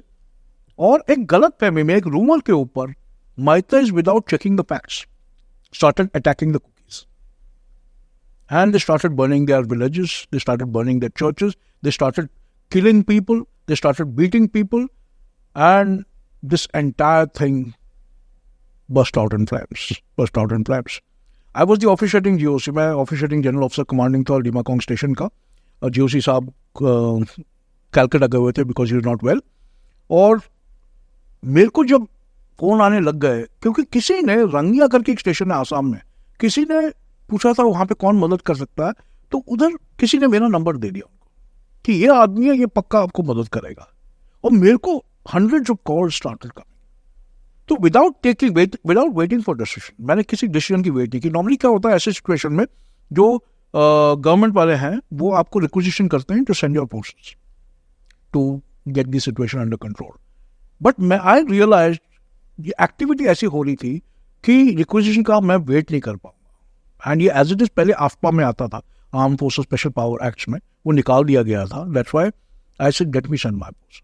मैंने पूरे कमांडिंग ऑफिसर्स को बुलाया, बोले अपने अपने पूरे QRT की गाड़ियां लगाओ, आप इस इलाके में जाओ, आप इस इलाके में जाओ, आप इस इलाके में जाओ, यहाँ अड़चने हो रही हैं, आप जाइए, जितनों को बचा सकते हो बचा के ले आओ। और 3 मई से लेकर 6 मई तक we saved and evacuated more than 10,000 boys, girls, old men, old ladies of both communities to safer areas. Not only the Kukis from Imphal, but the Maitais from Chura Chandpur, from other places like Bishnupur and ahead, and who were in the mountains, living in around the plains of the mountains. इनको सबको बचा के हम लोग safe haven में, safe location पर लेके आ गए। इस टाइम पे फौज की जो कार्रवाई थी, तो मैंने देखा कि ये जो एक सोसाइटी है या दो सोसाइटी, इनको रहने की कोई जगह नहीं है, बिकॉज ये लोग प्लेन्स में आके बस गए थे और ये कॉलेज के स्टूडेंट्स थे, हॉस्टल में रहते थे, वहाँ पे कॉलेज जल रहे थे, लड़कियों के फ़ोन आ रहे थे मेरे को कि मैं यहाँ फंस गई हूँ, मेरे आगे एटलीस्ट 50 लड़के खड़े हुए हैं, हॉस्टल में घुसने के तैयार हैं, और उन्होंने हॉस्टल को आग लगा दिया है। मेरे जो लड़के थे फौजी, और ये सीओ साहब लोग जो सबसे स्ट्रांग पावर होते हैं हिंदुस्तानी फौज के, उन्होंने जलते हुए आग के दौरान अंदर घुस के लोगों को बचाया है। They have actually saved people from being murdered and raped. Young girls in tatters, they had to leave their hostel छोड़ के आना पड़ा, घर छोड़ के आने पड़े, पूरा घर जल गया, और बिना कपड़ों के, यार जस्ट व्हाट दे वेयरिंग, और वो भी सूट में पूरा काला पीला हो रखा था। तो फिर मैंने बोला यार ये बहुत ही बेरहमी है। मैंने मेरे कैंटोनमेंट के दरवाजे खोल दिए और 8 दिन के लिए 3,500 लोग मेरे कैंटोनमेंट में रहे, और उनको हमने सिक्योरिटी और सेफ्टी से रखा, खाना पीना मेडिसिन सब कुछ दिया। एंड हमारे जवान जो है इतने तगड़े जवान हैं, हमारे जवान ने जो एक्स्ट्रा क्लोथिंग था, अपना जो एक्स्ट्रा क्लोथ्स थे उनके पास, सब इकट्ठा करके इन लोगों को बांटना शुरू कर दिया। एक मेरे को, क्योंकि सब रास्ते कट हो चुके थे और ये सब कार्रवाई सब जगह चल रही थी, माहौल इतना खराब हो गया कि अगर कोई मैते कोई कुकी को देखता था, बातें भी नहीं होती थी, सीधा गोलियां चढ़ती थी, सर के ऊपर गोली मार दिया, गिरा दिया उसको। कोई कुकी मैते को देखता, मैते कम्युनिटी वाले को देखता था, सीधा गोली मार कर उसको गिरा दिया। इंसिडेंट ऐसे होने लग गए कि माँ और बच्चे को, माँ is Meitei but married to a Kuki, बच्चा is Meitei and Kuki, the son is not feeling well, उसको हॉस्पिटल लेके जा रहे हैं। कम्युनिटी को, मैते कम्युनिटी को पता है कि ये लेडी मैते है, तभी भी burn the ambulance with the children inside. Even though videos that you seen of these, ये वीडियोस देखे होंगे आपने, ये सब कांड चल रहे थे। और मैं ये नहीं कहूंगा कि एक ही कम्युनिटी रिस्पॉन्सिबल थी। The fact is that miscommunication, miss interpretation और रूमर मॉन्गरिंग की वजह से हुआ। ये एक ट्वीट की वजह से इतना, एक ट्वीट और वो जो SC ST स्टेटस और चूड़ा चांदपुर का जो इंसिडेंट है, that's all. And all instigated, it was all instigated. And अगर कोई बोलना चाहे कि इसमें चाइना इन्वॉल्व था या म्यांमार इन्वॉल्व था, ये सब बकवास है। कोई म्यांमार चाइना कोई इन्वॉल्व नहीं थे, ये इंटरनल है। और इसको जो भी कहो, it could have been sorted out in the first 10 days। वो नहीं किया, वो अलग बात है, वो कहानी अलग है। एंड उसके बाद मैंने 3,500 लोगों को रेफ्यूज दिया beyond all communities, Meiteis, Kukis, Nepalis मेरे कंटोनमेंट में। जैसे मैंने आपको बताया, उनको खाना पीना सब कुछ खिलाया मैंने, और 8 दिन के बाद उनको मैंने बाहर, तो मैंने एक दरबार लिया। मैंने running out of food, because क्या हो गया, रास्ते पूरे ब्लॉक हो गए, जो राशन अपने आते थे कॉन्वॉय से वो बंद हो गया। तो मैंने मेरा कर्नल क्वार्टर मास्टर जनरल था, वो कर्नल साहब थे रवजीत सिंह करके, उनको बताया यार रास्ते बंद हो गए, खाने का जरूरत है, इतने सारे लोग हैं, खाना मंगाओ कहीं से। तो उसने क्या किया, अपना पूरा, he didn't sleep, and in the next 3-4 days he ensured कि एयरक्राफ्ट से खाना पीना आने लग गया। And that's how we could feed so many people. तो मैंने एक दरबार दिया, दरबार होता है जब you sit down and talk to all your men, तो सब यूनिट के बंदे वहाँ खड़े थे, और मैंने बोला उनको यार देखो ये जो समस्या आ गई है, ये समस्या ऐसी है जिसका प्रेडिक्टेबिलिटी बिल्कुल नहीं था, हमको समझ में भी नहीं आया क्या हुआ, और what has happened is now ये सब हमारे पास है, और इनका ख्याल हमने रखना है। और जो आप लोग को राशन दे रहे हैं हम लोग, उसमें से इनको हम लोग खाना दे रहे हैं, चावल दाल जो भी आपका राशन है, सब्जी वगैरह। तो माहौल जो है वो आपको संभालना पड़ेगा, और आप लोग के खाने में अगर कोई तंगी है तो आप थोड़ा सोच विचार करिए कि गरीब लोग हैं, इनका देखभाल हमने करना है, और इसका पूरा रिस्पॉन्सिबिलिटी ओनरशिप मेरा है, क्योंकि डिसीजन मैंने लिया है। और मेरे को बुरा लग रहा है कि आप लोग को ये बताने के लिए कि आपके राशन में से इनको हम लोग खाना खिला रहे हैं, क्योंकि ये सिचुएशन हमने गेज नहीं किया था, ये सडन एब्रप्शन है, तो इसलिए। तो एक सरदार था, 6 feet tall sardar from 5 regiment, I still remember, he stood up, Sarwan Singh नाम था उसका। उसने बोला साहब जी क्या गल कर रहे हो, ये अपने बंदे हैं, अपने जनानियाँ हैं, अपनी लेडीज हैं, अपने पेरेंट्स हैं, हम भूखे रह जाएंगे 8 दिन, लेकिन इनको खाना खिलाएं। So that is the kind of pride the fauj had, and that's the kind of empathy. यानी कि फौज, अगर आप सोचते हो ना कि वही जवान है जो बड़ा स्ट्रिक्ट रहता है, नहीं, सबसे इमोशनल बंदा फौजी है. हिंदी मूवी लगाओगे हमारे थिएटरों में, सबसे ज्यादा रोते फौजी है, क्योंकि वो अपने फैमिली के बिना रहते हैं. फैमिली नहीं होती. एक साल में वो अपनी फैमिली को सिर्फ 3 महीने देखता है, बाकी टाइम वो बॉर्डर पे रहता है. और उसका हाल सोच. सो दी एम्पैथी, जो इमोशन होता है फौजी का, वो बहुत तगड़ा होता है. और वो खड़े होकर जब वो सरवन सिंह मेरे को बोल रहा है, आप चिंता ना करो, we will look after them because they are people. I think Indian army की जैसे फौज आज को कहीं नहीं मिलेगा. सरदार को मणिपुरी से क्या मतलब है? साउथ इंडियन जो बैठा हुआ है, केरल का बैठा हुआ है, उसको कोई मतलब है? कुछ नहीं. लेकिन जैसे ही भारतीय सेना किसी को अपने रेफ्यूज में लेती है और अपने कब्जे में लेती है, अपने काबू में लेती है, even the enemy is treated with respect. अब 1973 को 1971 का वॉर देख लो. More than 97,000 Pakistani prisoners were treated with due respect, जो बाकी किसी देश में नहीं होता, सिर्फ भारत में. सो ये इथिक्स जो कल्चर है, ये मणिपुर में हमने दिखाया. और हमारे एक्शन की वजह से मैं प्राउडली कह सकता हूँ, we saved more than 10,000 people of Manipur from all community. 10,000 से ज्यादा लोगों को हमने बचाया. आप अगर chief minister of Arunachal Pradesh, chief minister of Mizoram, chief minister of Bengal, chief minister of Tripura से बात करिए और उनसे पूछिए कि आपने क्या फोन किया था नील जॉन साहब को, वो भी आपको बताएंगे कि हमने बोला कि हमारे स्टूडेंट्स यहाँ पढ़ रहे हैं, इस मेडिकल कॉलेज में पढ़ रहे हैं, ये पढ़ रहे हैं, आप इनको प्लीज बचाइए, गाड़ियों में बिठाइए, एयरपोर्ट छोड़ दीजिए, बस स्टैंड छोड़ दीजिए, वहां से हमारा काम है. तो we have not slept. I have not slept 7 days. No 7 days I have not. I had only 2 to 3 hours. 2 से 3 घंटे हम सोए In 7 days. in 7 days. और I took more than 5,000 calls, because call आता था और मैं उठाता था. वाई? ओनली बिकॉज की लॉजिक ये था कि मेरे को भगवान ने इधर मणिपुर में इस समय इसलिए डाला इनके लिए. ये तो मेरे को मणिपुर में, मैं आर्मर्ड कोर का हूँ, वेस्टर्न सेक्टर में काम करता हूँ, ईस्टर्न थिएटर में तो काम भी नहीं करता मैं, लेकिन मेरे को ईस्टर्न थिएटर में डाला गया है, मणिपुर में डाला गया है, हो सकता है for just this reason, to save these lives. तो आई एंड्योर्ड. मैंने हर एक कॉल को पिकअप किया, हर एक कॉल को पिकअप किया. फिर मैंने एक हेल्पलाइन बनाया, लेकिन वो हेल्पलाइन पे कॉल नहीं करते थे बिकॉज एक्सेसिबल नंबर मेरा था. तो जो भी मेरे को कॉल करता था मैं उसको उठा के और बात, पूरी रात बात करता था. 2-2 मिनट, कहाँ हूँ आप, किस लिए. आपको कभी कभी मैं व्हाट्सएप कम्युनिकेशन दिखा दूंगा, ठीक है, जिसमें पूरा फ्लैश होके आता है, sir please save us, there are these boys were there, there 2 girls being molested, all that. Or because of that, because of these calls that I took, because I should take the calls on my right ear, I can't till today hear properly on my right ear. You just imagine over the 7 days, 5,000 calls are taking every day. And the helpline and us begin. And we saved so many people. And it's my proudest moment. It is my proudest moment that I could be there for those people at that time. और ये भी है कि उस time सब hospital बंद हो गए थे. और जो कुकी कम्युनिटी है, उनके हॉस्पिटल भी नहीं थे. तो जो प्रेग्नेंट लेडीज थे, उनको डिलीवरी करने के लिए जगह नहीं थी. तो मैंने पूरे गेट खोल के मिलिट्री हॉस्पिटल खोल दिया दोनों कम्युनिटीज के लिए. जिसको भी गोली लगती थी वो मेरे पास आते थे, जो डिलीवरी वाले हैं वो मेरे पास आते थे. And it was a joke because after some time the children were born, I used to get messages 10 to 15 days later. 10-15 दिन के बाद मैसेज आते थे कि हमने अपने बच्चे का नाम नील रखा हुआ है. तो there was this family who had kept a girl was born and they said मेरी बेटी का नाम मैंने नील रखा. I told them Neel is a boy's name. He said doesn't matter, now it be also a girl's name. You see, so the blessings came from there. And after this entire Manipur episode that happened and all that, Manipur is still in conflict.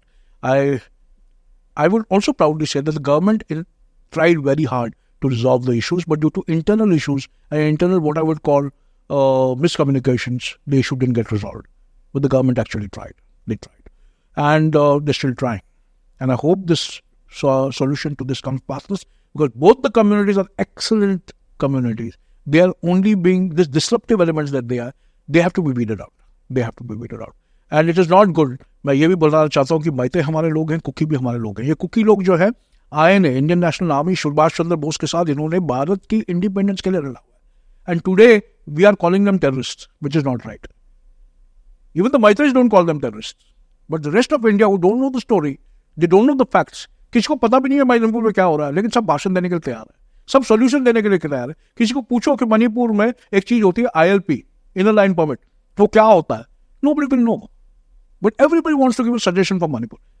I only keep saying to everyone, let it be very transparent about Manipur. Both the communities are our communities, ये हमारे communities हैं, दोनों हमारे लोग हैं। और north east में सबसे ज़्यादा इंडियन आर्मी ऑफिसर्स जो आज के दिन पे सबसे ज़्यादा नॉर्थ ईस्ट से हैं, एंड ये कम्युनिटी जो है कुकी और मैते से आते हैं, नागा कम्युनिटी से। And let me tell you, the northeast soldiers are the strongest soldiers that we have today. पहले होते थे ना हमारे खालसे, 6 फुट के खालसे होते थे, और खालसे में भी सिख अलाई करके एक बटालियन है, सबसे तगड़े खालसे उसमें से, वो लोग किसी को भी मार देंगे। अगर पाकिस्तानियों को बोल दो कि सिख अलाई पलटन है बॉर्डर के खिलाफ, उस एरिया में तो कुछ करेंगे भी नहीं पाकिस्तानी। अगर चाइनीज को बोल दो सिख अलाई पलटन है, हो ही नहीं सकता कि चाइनीज उस सिख अलाई पलटन के इलाके में कुछ करे, क्योंकि वो they are a different breed, वो वॉरियर्स है, बॉर्न वॉरियर्स है, वो खा जाएंगे तुमको। सारागढ़ी की लड़ाई में भी सिख अलाई वाले, ठीक। In the same way, if you have to compare somebody with the variant of the Sikhs, gallantry of the Sikhs, it is the northeast communities.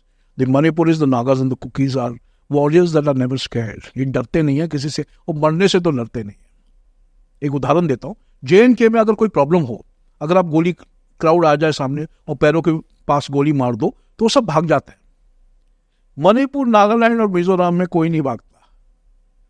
अगर फौज या CRPF या BSF गोली अगर खोल दे उनके ऊपर, दे डोंट गेट स्कैर्ड, वो डरते नहीं, वो तुम्हारे ऊपर चढ़ जाएंगे। So that's the last solution.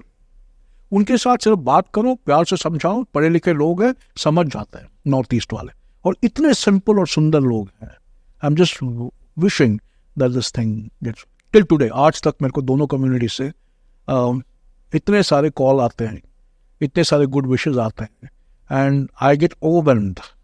मेरे को एक्चुअली इमोशनल हो जाता हूँ मैं जब मैं देखता हूँ कि मणिपुर से जितने लोग हैं, हर कम्युनिटी के, जो मेरे को आउटरीच करते हैं, और and we've been helping a lot of people also otherwise from Bombay, especially the refugee colonies, by supplementing certain amount of things that I can do at my level by ensuring food and clothing for them through me and my wife, through certain NGOs. We are trying our best, but it's not enough. I really hope कि इसका solution जल्दी मिले, ताकि Absolutely. लोग इससे आगे बढ़ के तरक्की की तरफ, अपने फ्यूचर की तरफ सोचें, अपने बच्चों को बड़ा करके अच्छी जिंदगी जिए, गुड क्वालिटी ऑफ लाइफ जिंदगी जिए। लेकिन मणिपुर में बिल्कुल, अभी मणिपुर में देखो, उन्होंने एक फेस्टिवल शुरू कर दिया था, Sangai festival, which rain for 10 days, 10 दिन ये संगाई फेस्टिवल चला 2022 में नवंबर में। और इसमें उन्होंने एक ग्रुप मंगाया जो ऑस्ट्रिया से आया था, MLTR, Michael Learns to Rock, very famous group. They came and played, I attended the concert, and the Sangai festival इतना खूबसूरत था। उसके बाद उन्होंने पोलो फेस्टिवल कराया, it is polo was invented by Manipuris. उसके बाद उन्होंने मिस इंडिया कराया मणिपुर में, and immediately after Miss India this happened. So it was just rumour mongering and miscommunication. ये लोग अफवाह सुन के गलती कर गए, and just because the one tweet of this useless character however he is sitting somewhere out of Manipur, उसके वजह से पूरा मणिपुर जला हुआ है आज। Heavy, very heavy.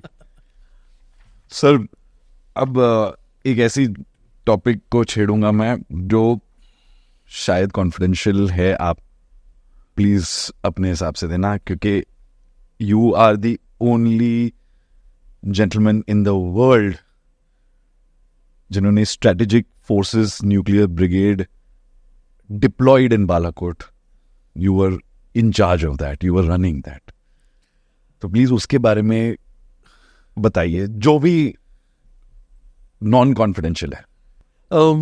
एक न्यूक्लियर ब्रिगेड कमांड करना आसान बात नहीं, because you have to be underground, you have to be incognito. आप किसी को देख नहीं सकते, किसी को पहचान नहीं सकते, किसी के साथ मिलाप नहीं कर सकते, अपने फैमिली से, अपने कोचमेट से सबसे दूर रहना पड़ता है, स्मार्टफोन इस्तेमाल नहीं कर सकते, व्हाट्सएप, फेसबुक, इंस्टाग्राम बिल्कुल भी आप इस्तेमाल नहीं कर सकते, आपकी फैमिली से आप दूर रहते हो। तो इनके टेक्निकल बेसिस होते हैं और एडमिनिस्ट्रेटिव बेसिस होते हैं। जो टेक्निकल बेसिस की अगर आप मेरे को कभी पूछो कि सर आप कहाँ थे, तो मैं वो जेम्स बॉन्ड वाला डायलॉग मारना पड़ेगा मेरे को कि if I have to tell you, I have to kill you. अगर मेरे को बताना है तो फिर मारना भी पड़ेगा। तो स्ट्रैटेजिक फोर्सेस जब को कमांड करना एक बहुत ही मोमेंट ऑफ प्राइड है, यानी कि कोई इसको ऐसे ही नहीं कमांड करते, इसको सिलेक्शन इसका होता है, बड़ी तरीके से सिलेक्शन होता है, इसका इंटीग्रिटी शुड बी अनक्वेश्चनेबल। उन्हीं अफसरों को लिया जाता है जिसका इंटीग्रिटी अनक्वेश्चनेबल, क्या पूरा देश का भार आपके ऊपर है, आपके पास इतने वेपन सिस्टम्स है जो आप एक नेबरिंग देश को बिल्कुल खत्म कर सकते हो 7 मिनट के अंदर। 7 मिनट के अंदर। Yes, that is the time it takes to launch and reach, right? And Pakistan does not even have depth. China तो छोड़ो, मैं पाकिस्तान की बात कर रहा हूँ, पाकिस्तान का जो लेंथ एंड ब्रेथ देखोगे वो इंडिया का 1/3 भी नहीं है। और जिस तरीके से हमारे न्यूक्लियर मिसाइल सिस्टम्स हैं, उसमें as one nuclear brigade commander you can ensure that that nation does not exist in your map. इतना दम है आपके देश में कि आप अगर खुदा ना खास्ता कभी ऐसी लड़ाई हो जाए, जो होनी नहीं चाहिए, होगी भी नहीं मेरी तरफ से, अगर हो जाए तो आपको Pakistan, I mean they will not even exist of the map. off the map, right? But it is not even a resort. It is not even a last resort, right? During Balakot, you see the defense minister made it public that हमने ये nuclear missile चूड़ियों पहनने के लिए नहीं रखी है. We are not bloody women sitting with चूड़ीज यार, ठीक है? If we have to hit you, we'll hit you where it hurts. Bharat का एक सबसे अच्छा फिलोसफी ये है कि हम लोग बड़े शांत देश हैं. हम लोग आपको ट्विक नहीं करेंगे, आपको इंस्टिगेट नहीं करेंगे, लेकिन आप अगर एक रेड लाइन क्रॉस कर चुके हो, we have got the strength and the capability to hit you. और हम पाकिस्तानी को तो दुश्मन मानते ही नहीं है. पाकिस्तान को तो हम दुश्मन मानते ही नहीं है. चाइनीज भी हम लोग अपने दोस्त मानते हैं. We have a negotiating because we speak to the Chinese with something called in English as the position of strength. हम लोग चाइनीज के साथ भी ऐसे बात करते हैं. हम लोग भी इकोनॉमिक जायंट है. हम लोग के पास भी जो आर्मी है, बहुत तगड़ी आर्मी हमारी. अगर man to man contact battle हो जाए, चाइनीज की तो धज्जियां उड़ा देंगे हम लोग. लेकिन जहाँ टेक्नोलॉजी का सवाल आता है, वहां पे we still have a long way to go, because ये चाइनीज जो है वो यूएस के साथ उनका मैच करने की कोशिश है, हमसे नहीं. ठीक है, हम पाकिस्तान को तो दुश्मन समझते नहीं है. हम जब चाहे कब चाहे इनके तो धज्जियां उड़ा देंगे. ठीक है, चाइनीज के साथ we have to restrain ourselves. We will win the contact battle, but when technology gets involved, that is the time will find ourselves wanting. यानी कि वहाँ हमको इंप्रूव करना बहुत जरूरी है, जब तक हम चाइनीज को दुश्मन समझने भी लग जाए. और सेंसिबिलिटी तो यही होती है, किसी दुश्मन को दुश्मन मान के कभी नहीं चलना चाहिए. दोस्ती का हाथ बढ़ाओ, और दोस्ती का हाथ बढ़ाते हुए अपनी कैपेबिलिटीज बढ़ाओ. Not with the intention. Intention ये नहीं होना चाहिए कि कल लड़ाई लड़नी है. इंटेंशन ये होना चाहिए कि हमारे पास इतना स्ट्रेंथ होना चाहिए या इतनी कैपेबिलिटी होना चाहिए कि दुश्मन देख के अपना जो गलत विचार है उनके, वो उसके मन में आना भी नहीं चाहिए. That called a deterrent. You should have so much of strength, so much of value and capability that the enemy does not think about attacking you. And India is going that way. Will take time, but we'll reach there.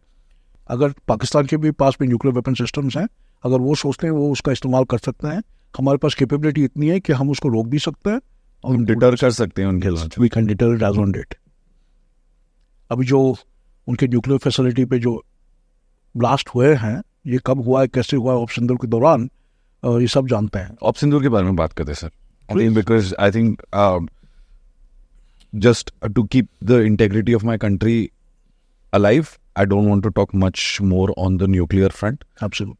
क्योंकि ये हमारे देश के assets हैं, हमारी safety है, तो उसके बारे में ज़्यादा नहीं. आपने जितना बताया, थैंक यू सो मच.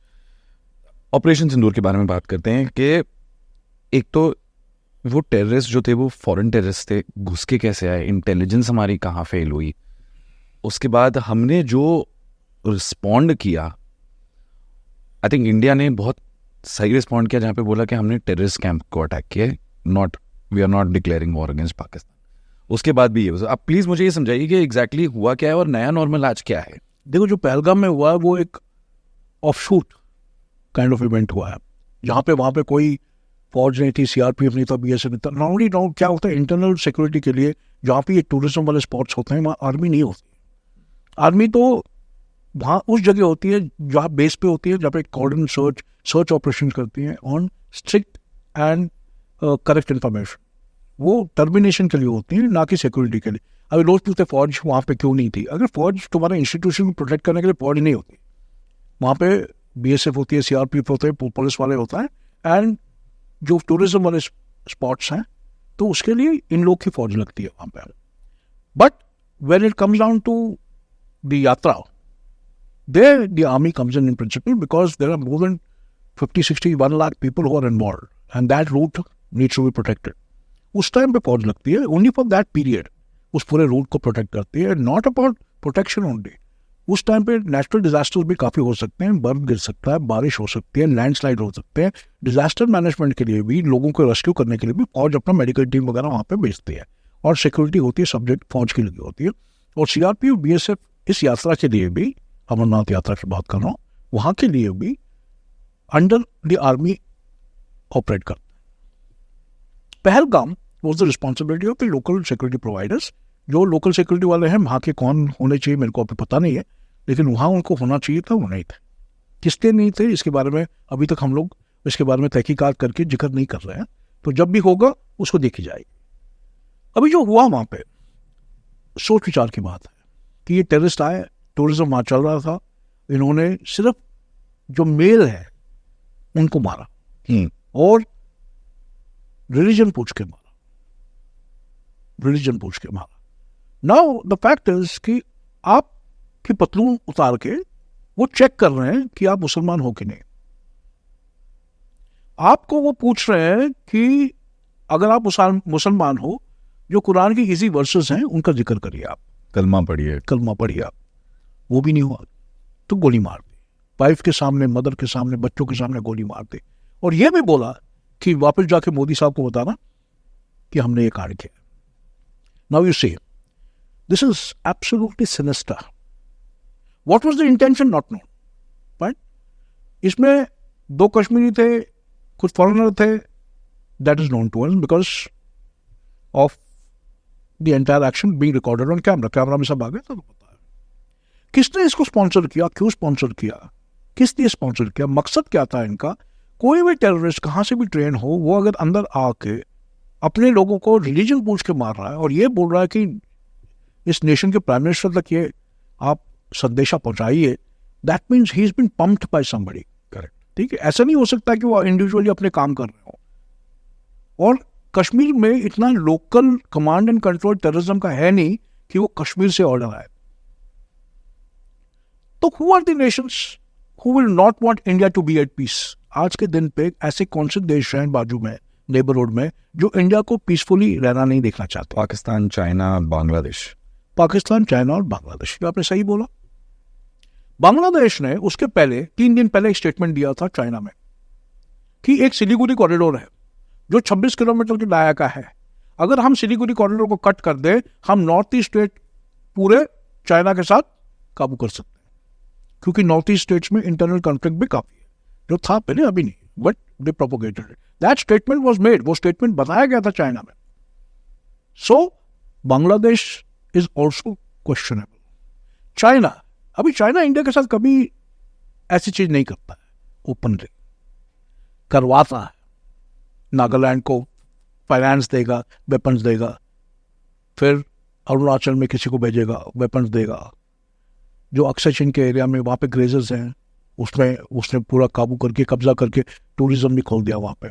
पाकिस्तानियों को फंड करके, अपने इक्विपमेंट दे के, ठीक है, टैंक्स, गन्स वगैरह दे के उनको इंस्टिगेट करेगा। बट चाइना डायरेक्ट कॉन्फ्लिक्ट में कभी नहीं आएगा। So China instigating this for what reasons, you have to ask कि किस वजह से किया होगा। वजह ही नहीं है उसके पास, चाइना के पास तो वजह ही नहीं है ऐसी चीज करने के लिए। Third comes Pakistan. अभी पाकिस्तान में क्या हो गया है कि कहीं पे देखा जाए तो उनकी जो मिलिट्री है, दे रन द कंट्री, वो देश को चलाते हैं। और कहीं पे जो मिलिट्री का जो स्टैंडिंग था, जो प्रेस्टीज था, जो प्राइड था, वो गिर रहा था। 1 साल पहले या 1.5 साल पहले उनके एक कोर कमांडर के रेसिडेंस पे सिविलियंस ने अंदर घुस के पूरे घर को तबाह कर दिया और पूरा जो पेंटिंग वगैरह तो उठा के ले गए। अनहर्ड ऑफ, ये इंडिया में तो सोच ही नहीं सकते, लेकिन पाकिस्तान में हुआ। ये उनके कंटोनमेंट पे अटैक हुए, एयरफोर्स स्टेशन, उनके एयरफोर्स स्टेशन में उनकी के लोगों ने अटैक किए, उनके स्कूल में फौजियों के बच्चों को फायरिंग करके उनको खत्म किया। अभी पाकिस्तान में पॉलिटिकल स्ट्राइक इतना है, it is politics against the army. और जो पॉलिटिशियन आज की तारीख पे पाकिस्तान को चला रहे हैं, वो भी आर्मी पपेट्स हैं, वो मिलिट्री चला रही है उनकी वजह से।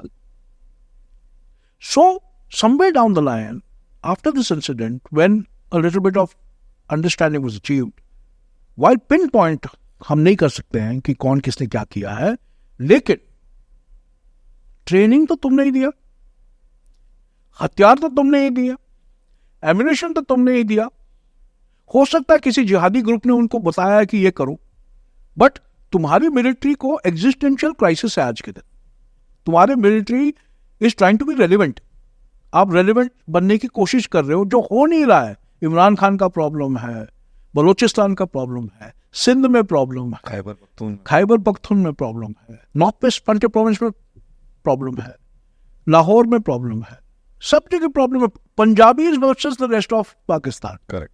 इसलिए इनके जितने भी आप रैंक्स देखेंगे, किसी को भी ऊपर रैंक जाना है, सब पंजाबी होना। सब Punjabi. So there is idea of relevance. Pakistani army wants to stay relevant. वो अपने आप को वापस पावरफुल बताना चाहते हैं पाकिस्तान की जनता को, जो रिस्पेक्ट खो रही है। हर तीसरे दिन बलोचिस्तान और सिंध में पाकिस्तानी आर्मी का एम्बुश होता है, उनके फौज के खिलाफ कार्रवाई होती है। जो ये बलोचिस्तान फ्रीडम फाइटर्स और सिंध फ्रीडम फाइटर्स करते हैं, उसमें काफ़ी जान का नुकसान होता है, प्रॉपर्टी का नुकसान होता है। So they are getting a beating everywhere. Kashmir में वो कुछ कर नहीं पा रहे क्योंकि आर्टिकल 370 ने कश्मीर को बिल्कुल फ्री कर दिया है। लोग बड़े खुश हैं, वहाँ पे वो जम के धंधा कर रहे हैं, बिजनेस कर रहे हैं, खुशी से रह रहे हैं। वहाँ पे मूवी थिएटर शुरू होगी, शॉपिंग शुरू होगी, टूरिज्म शुरू हो गया है। पहलगाम हो गया, लेकिन आज पे भी उतने टूरिस्ट जा रहे हैं। You see, so Pakistani army wanted to get the relevance. So the first indicator is that this element of nonsense called the ISI of Pakistan has orchestrated the entire thing so that India does something and they retaliate to get the Pakistani army back in relevance. वापस powerful दिखाने के लिए. So the entire analogy, यानी कि पूरा जो मकसद था उनका, ये पूरा अगर आप डीपली सोचने लग जाओ तो ये मकसद था कि इंडिया रिटेलिएट करेगा। और इंडिया रिटेलिएट करके उनको भी पता है वेरी वेल कि यूएस में Trump is in a position of distort. Trump जो भी कर रहा है वो फ्लैक्ट में कर रहा है, यानी कि लोग उसके खिलाफ हैं। करेक्ट। इमिग्रेंट्स को वापस भेज रहा है, कैद करके वापस भेज रहा है। वहाँ पे जो मुसलमान लोग हैं उनके ऊपर काफ़ी कार्रवाइयाँ हो रही है, ठीक है। तो ये सब जो है वो ट्रंप भी काफ़ी फ्लक्चुएट हो रहा है। जो एनवायरनमेंट इंटरनेशनली बना हुआ है सब जगह, तो उन्होंने बोला इसको एक्सप्लॉइट करके ये क्यों नहीं कर देते to get Pakistan to relevance. And my idea is, ये मेरा पर्सनल विचार है कि ये आईएसआई ऑर्केस्ट्रेटेड था और पाकिस्तान ने, whether the Pakistan actual military were involve or not, I am not aware, but the ISI normally sometimes, ये आईएसआई कभी कभी पाकिस्तान के हेडक्वार्टर के हुक्म के बिना भी कार्रवाई करती है, क्योंकि इनको इंडिया का थ्रेशोल्ड लेवल नहीं पता। थ्रेशोल्ड मतलब कि इंडिया का सहन शक्ति का लेवल वो नहीं पता है इनको। So they don't know what's the tolerance level. So when they did an act like this, जब इन्होंने ऐसा कोई कांड किया, उनको पता था कि इंडिया कुछ करेगा, लेकिन उनको यह नहीं पता था कि क्या करेगा, कितना करेगा, कहाँ करेगा। क्योंकि सर्जिकल स्ट्राइक तो आप कर चुके हो, बालाकोट तो आप कर चुके हो, आप नेवी का इस्तेमाल आपने अभी तक नहीं किया है, और ग्राउंड फोर्सेस का इस्तेमाल आपने अभी तक नहीं किया। And they at the same time thought that even the BJP government within India is got lot of issues. So may भी मणिपुर भी चल रहा है, ठीक। तो हो सकता है इंडिया जो एक्शन ले, एक छोटा मोटा एक्शन कहीं लेके उसको समाप्त कर जाए, जिसमें पाकिस्तान इसको एक्सप्लॉइट करके अपने आर्मी को बहुत पावरफुल दिखाएगा। That's why India took its time to respond. उन्होंने पहले छानबीन की, तहकीकात की और बोला कि we will hit you with what we have, when we want to and where we want to. Surprise element और डिसेप्शन एलिमेंट पूरा रखा। डिसेप्शन भी ऐसा किया, सबको बोला कि एक एक्सरसाइज होगा all over the country where we will do practice war like drills. Practice उसी दिन ठोका, उसी दिन। और पहली बार आफ्टर 1971 India hit Pakistan not only in POK, they hit them in Punjab and they hit them in Bahawalpur, which is as the crow flies 110 kilometer from the border. They hit them in Lahore, they hit them in Muridke, they hit them in Bahawalpur. Bahawalpur is southern Punjab. कभी सोचा भी नहीं कि भावलपुर में मार सकते हैं। India के एयरक्राफ्ट ने इन 4 और 5 जगह पे, और उनका जो एयर बेसिस थे, नूर एयर बेस, ठीक है, और उनका न्यूक्लियर फैसिलिटी, सब में ऐसा मारा है प्रिसीजन के साथ जो civilian life and destruction is minimal. यानी कि एक भी सिविलियन टारगेट या मिलिट्री टारगेट उन्होंने नहीं मारा। उन्होंने सिर्फ टेररिज्म कैंप्स को मारा है, और सीधा बोल के मारा कि हमने सिर्फ टेररिस्ट कैंप्स को मारा, जो कि इस्टेब्लिश टेररिस्ट कैंप्स है, जिसके बारे में ना हमको यूएस को भी बताया। सबको इसलिए किसी ने भी सवाल नहीं उठाया उसको किसी ने सवाल नहीं उठाया वर्ल्ड में. absolutely. So it was India's fight for the truth, right? And Then they fired. then they fired. So you see, वो भी तो रिलेवेंस दिखानी थी ना अपनी. हम लोग बोलते हैं कुछ just war. India will never go preemptively into war. हम लोग कभी इंस्टिगेट नहीं करेंगे लड़ाई को, लेकिन अगर लड़ाई आप हमारे दरवाजे पे लेके आओगे फिर तो हम छोड़ेंगे नहीं. बिल्कुल. ठीक है, that was the entire idea. We took the war to the enemy and hit them in the terrorist camps only. We could have easily hit them. They were not prepared. We had beaten their air defense system. उनकी जो air defense की system थी सबको हमने बिल्कुल नपुंसक बना दिया. ये तो सब चाइना के दिया हुआ था, तो बिल्कुल इनको पूछना चाहिए चाइना से कि आपने हमें क्या दिया है. और हमने तो ब्रह्मोस वम्मोस कुछ नहीं, हमारे जो इंडिजीनियस मिसाइल्स है आकाश वाकाश वो भेजे और डीप भेजे हैं. एब्सोल्युटली. अभी तो हमारे ब्रह्मोस तो हमने उनका तो रूप दिखाया ही नहीं है. बिल्कुल. They should understand. But okay. So the fact of the matter is हमने सिर्फ terrorist camps मारे and they retaliated by getting into our airspace and trying to hit our civilian localities of Samba, Aknoor and all these areas. उन्होंने civilians पे मारना शुरू कर दिया जो हमने कभी नहीं किया. हम भी कर सकते थे retaliation. सियालकोट को तो destroy कर सकते. Sialkot is hardly about 15 kilometers from the border. Lahore is hardly 36 kilometers from border. Lahore के ईस्ट में कसूर करके जगह है, उसको तो हम किसी भी टाइम पे मार सकते थे. और लाहौर के साइड में यानी कि तकरीबन साउथ वेस्ट में एक रायविंड करके जगह है जहाँ पे जितने भी इनके पॉलिटिशियन हैं, जितने भी इनके आर्मी के जनरल हैं, इनके पूरे फार्म हाउस है वहाँ पे. उसको मारने के लिए तो मुझे लगता है, लेकिन हमने ऐसा कुछ नहीं किया. We hit only the terrorist camp to send the message of a just war कि हमने सच्चाई के लिए आपको ये बताने के लिए किया है कि हम लोग ने चूड़ियाँ नहीं पहन रखी, हम लोग रिटेलिएट करेंगे और अगले बार भी करेंगे और हर बार करेंगे अगर आप ये incident. And to tell them कि भैया अभी से आप डरने लग जाओ, अभी से आप डरने लग जाओ, क्योंकि अभी हम आपको दिखाएंगे कि हमारी स्ट्रेंथ क्या है. So that was the idea of operation Sindoor. After that what happened is a different story. So then जब आर्मी ने ड्रोन्स भेजे, ये हुआ, हमने भी तो जैसे नूर खान बेस और ये सब कहीं ना कहीं हमने वो भी तो कहीं निगेट किया है ना कि वो जो हमेशा हम न्यूक्लियर पावर है ये जो एक रट लगाते हैं.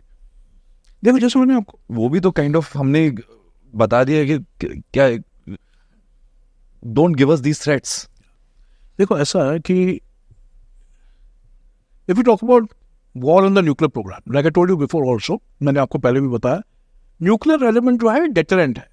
ये कभी इस्तेमाल नहीं करेंगे, हम कर ही नहीं सकते, क्योंकि ये इसमें इनोसेंट बहुत सारे मर जाएंगे. और जो न्यूक्लियर वेपन सिस्टम आप एक बार फायर करोगे, हम जापान तो है नहीं, पाकिस्तान भी जापान नहीं, हम भी जापान नहीं, हमारे पर भी कोई मारेगा न्यूक्लियर वेपन सिस्टम, वो जो इलाका है वो अगले 100 साल तक कभी करेक्ट इंप्रूव ही नहीं हो सकता. हिरोशिमा नागासाकी तो है नहीं. और न्यूक्लियर वेपन सिर्फ डेटरेंट के लिए है. ठीक है, हम वी कॉल द ब्लफ. जो पाकिस्तान का जो झूठ है कि हम लोग न्यूक्लियर वेपन इस्तेमाल करेंगे, हमने पाकिस्तान को बोला है कि भैया आप न्यूक्लियर वेपन इस्तेमाल करोगे, you are 1/3 of our strength. हो सकता है आप दिल्ली पे उड़ा दो या मुंबई को उड़ा दो पार्शली, हम तो पाकिस्तान उड़ा देंगे. ठीक है, so there is no comparison. Force level match होना चाहिए, वही मैच नहीं है. हमारे पास 3000 से ज्यादा टैंक है, तुम्हारे पास 2000 है. हमारे पास 3000 से ज्यादा एयरक्राफ्ट है, आपके पास 1600 है. तो अगर आप नंबर्स पे ले रही हो, आपकी नेवी नॉन एग्जिस्टेंट है, आपकी नेवी नॉन एग्जिस्टिंग है, हमारे पास न्यूक्लियर सबमरीन्स है. ठीक है, हमारे पास एयरक्राफ्ट कैरियर्स हैं. चक्कर ये है अगर आप फोर्स टू फोर्स पे लाओ और नंबर्स ही लेके आओ, आप तो पहले से हार चुके हो. अब किस बात से ये लड़ाई लड़ना चाहते हैं? See the only thing they know they can't win a conventional war. वो आर पार की लड़ाई कभी जीत नहीं पाएंगे. और बिकॉज वो आर पार की लड़ाई जीत नहीं पाते हैं, वो क्या करते हैं, टेररिज्म का इस्तेमाल करते हैं. जम्मू एंड कश्मीर टेररिज्म, बांग्लादेश के सेपरेशन के बाद उन्होंने कश्मीर पे कॉन्सेंट्रेट किया. ठीक है, bleed India with 1000 cuts, that is the philosophy. Yes, right. यानी कि टेररिज्म से इंडिया को फोर्स करो कि कश्मीर में पैसे डालेंगे, ट्रूप्स डालेंगे, ट्रूप्स को मेंटेन करने के लिए, क्योंकि Kashmir is an area which requires a lot of transportation system, maintain करने में बहुत पैसे लगते हैं. तो make war expensive for India, so that they did and they achieved also. But after op Sindoor and after what they did in Pahalgam, India taught them a lesson that they remember for life. Bharat ने ऐसा उनको दिखाया strength कि पहले क्या होता था, लड़ाई एलसी के ऊपर, यानी पीओके और एलसी लाइन ऑफ के ऊपर रिस्ट्रिक्ट होती थी. वर्किंग बाउंड्री और आईबी की इस तरफ कभी लड़ाई खुली नहीं थी.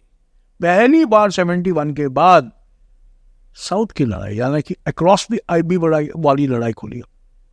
Not even there, even the Rann of Kutch, they responded in Rann of Kutch, they responded there.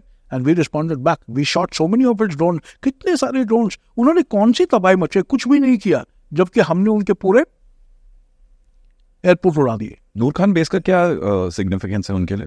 Noor Khan base data we came to know basically stationed by American aircrafts and all that stuff, and it is one of the strategic bases. Noor Khan से उन लोग AWACS चलाते हैं, air to air refuelers चलाते हैं। AWACS means radar systems in the air which can figure out कहाँ से कौन सा इंडिया का जहाज ऊपर बढ़ रहा है या फ्लाई हो रहा है, वो सब उसको पता लग जाता है। एवैक्स वो होता है ना जो प्लेन के ऊपर एक बड़ा सा रेडार लगा, and we can find out 3000 kilometre तक वो he can find out which aircraft is running where and all that. So ये AWACS वहाँ थे, फिर एयर टू एयर रिफ्यूलर्स वहाँ थे, fighter aircraft like F-16 were there, and primarily America controlled base. then that people are trying to say that it's an American controlled base, but the aircraft are there, Pakistani aircraft. There were F-16 there were JF-17s there, which are Chinese made, and there were AWACS which are given by the Americans to the Pakistan. But we are still not clear whether the technology for that is being run by the Americans still or the Pakistanis are running it. इसलिए बोलते हैं कि वो American controlled base है। अच्छा, और हमने नूर खान को मार दिया। ठीक है, अमेरिका हो जो भी हो, हमने दिखा दिया भैया तुम किसी के भी हो, न्यूक्लियर फैसिलिटी हो आपका, कुछ भी हो, कैराना एयरबेस को मार दिया, न्यूक्लियर बेस को मार दिया, Nur which is the most strategic airbase को मार दिया। इससे ज़्यादा आपको और क्या दिखा सकते हैं हम लोग? They should be thankful that हमने अपने ग्राउंड फोर्सेस का इस्तेमाल नहीं किया, नहीं तो ये POK भी ले जाते हैं हम लोग, और Hajipir pass which is the most important pass for us because it gives depth to, Uri को डेप्थ देता है, ये गहराई देता है। इस दोनों को भी हम आराम से कब्जा कर सकते थे इस टाइम पे, हमने किया नहीं। हमने इसलिए नहीं किया क्योंकि हमारा कोई अंदेशा ही नहीं है। We don't want to get into war with you, we just want to tell you stop messing around with us, stop messing around, because we are concentrating on economic growth. correct. We are speaking about individualization. For us, Pakistan is immaterial both in every way, economically also and also in warfare. We are looking at larger interest in the Indian Ocean region and China as an economical adversary, not as a physical adversary. Right?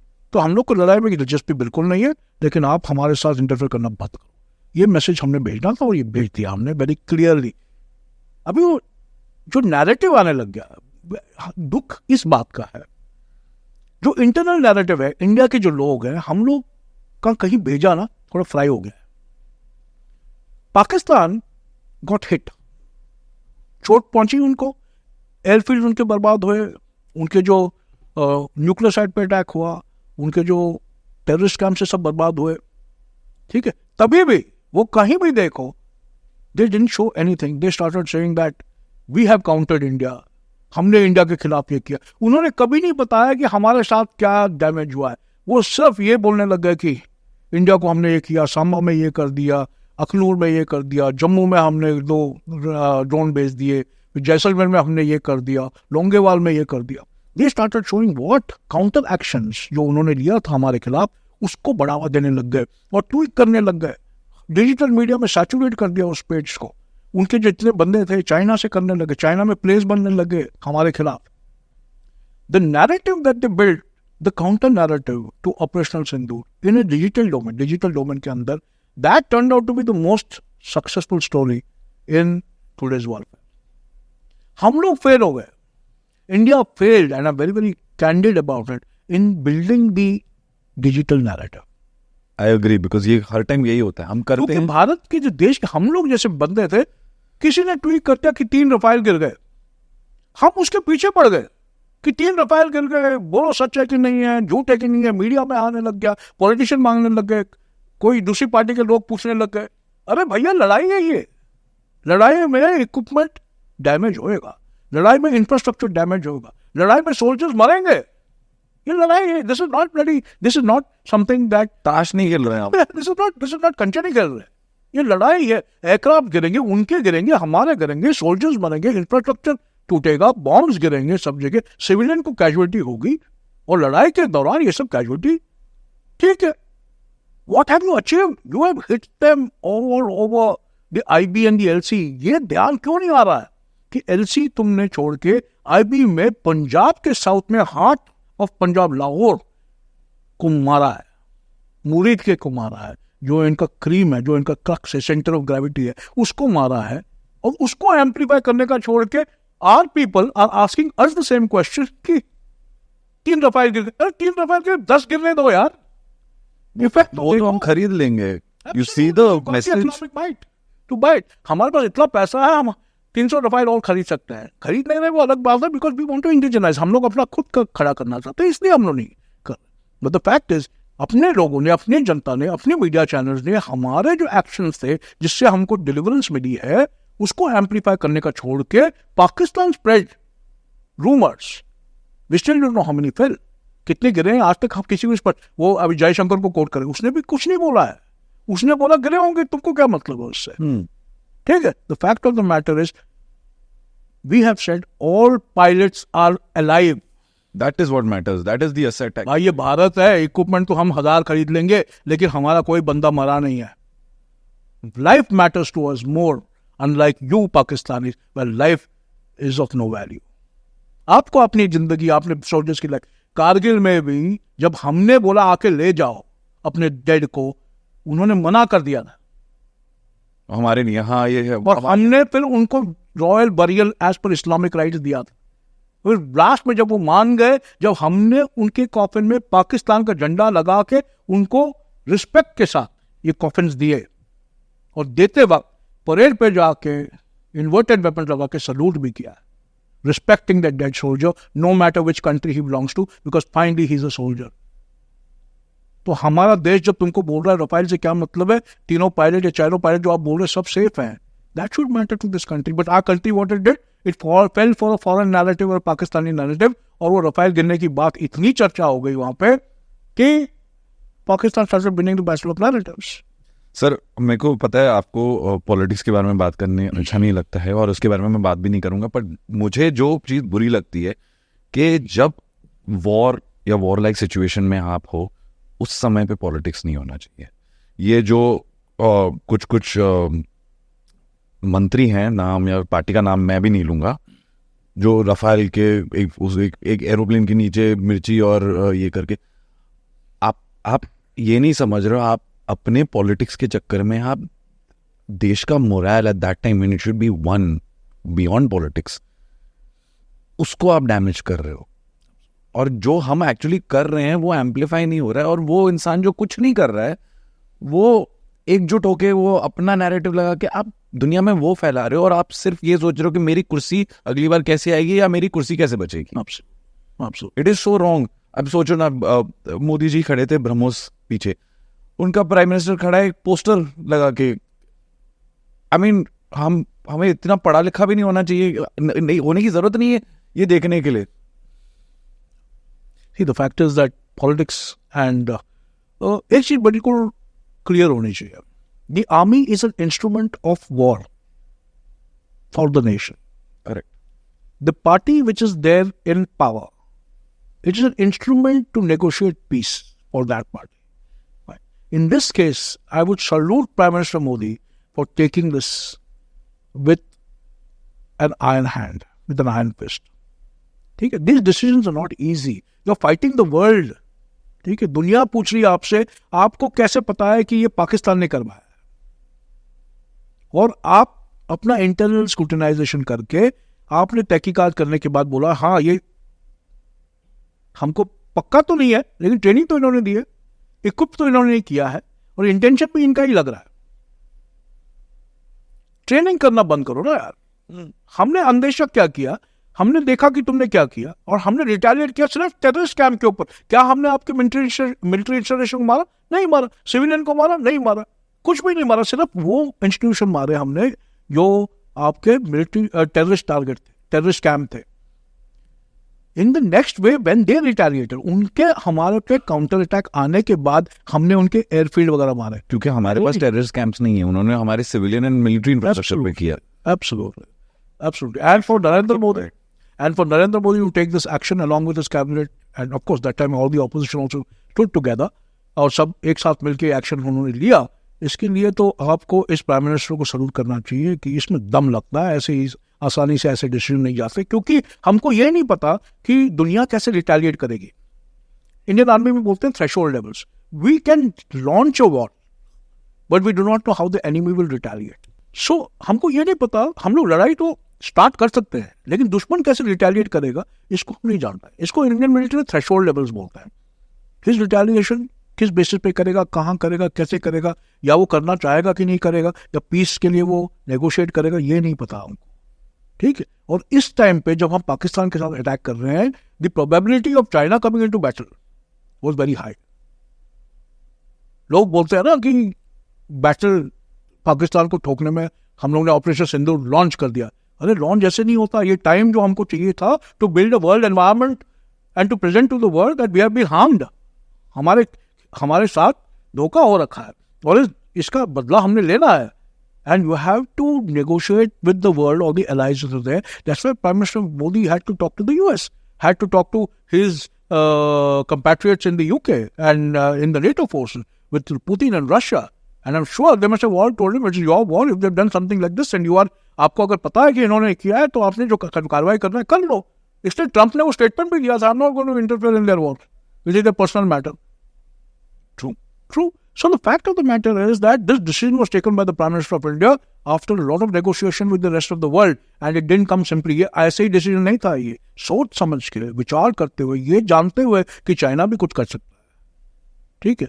ये हमने कार्रवाई करी operation Sindoor की, and I think it was a brilliantly launched operation. My only angst is we finish to suit. ये मुझे भी ऐसा लगता है कि 2 दिन 4 दिन और उनको थोड़ा सा, sorry to use the word, but ठोकना चाहिए था। Absolutely. And मैं भी यही कहता हूँ, जो भी मेरे को ये पूछता है, give 72 hours more. 72 hours more and we would have shown Pakistan कि उसका पाप कौन है, ठीक है। वहां कहीं वो नैरेटिव जीत गए क्योंकि उन्होंने ये बोला कि हमने काउंटर स्ट्राइक किया इसलिए इंडिया ने अपनी लड़ाई रोक दी। But that's not true. आपके डीजीसीए ने कॉल किया। Absolutely.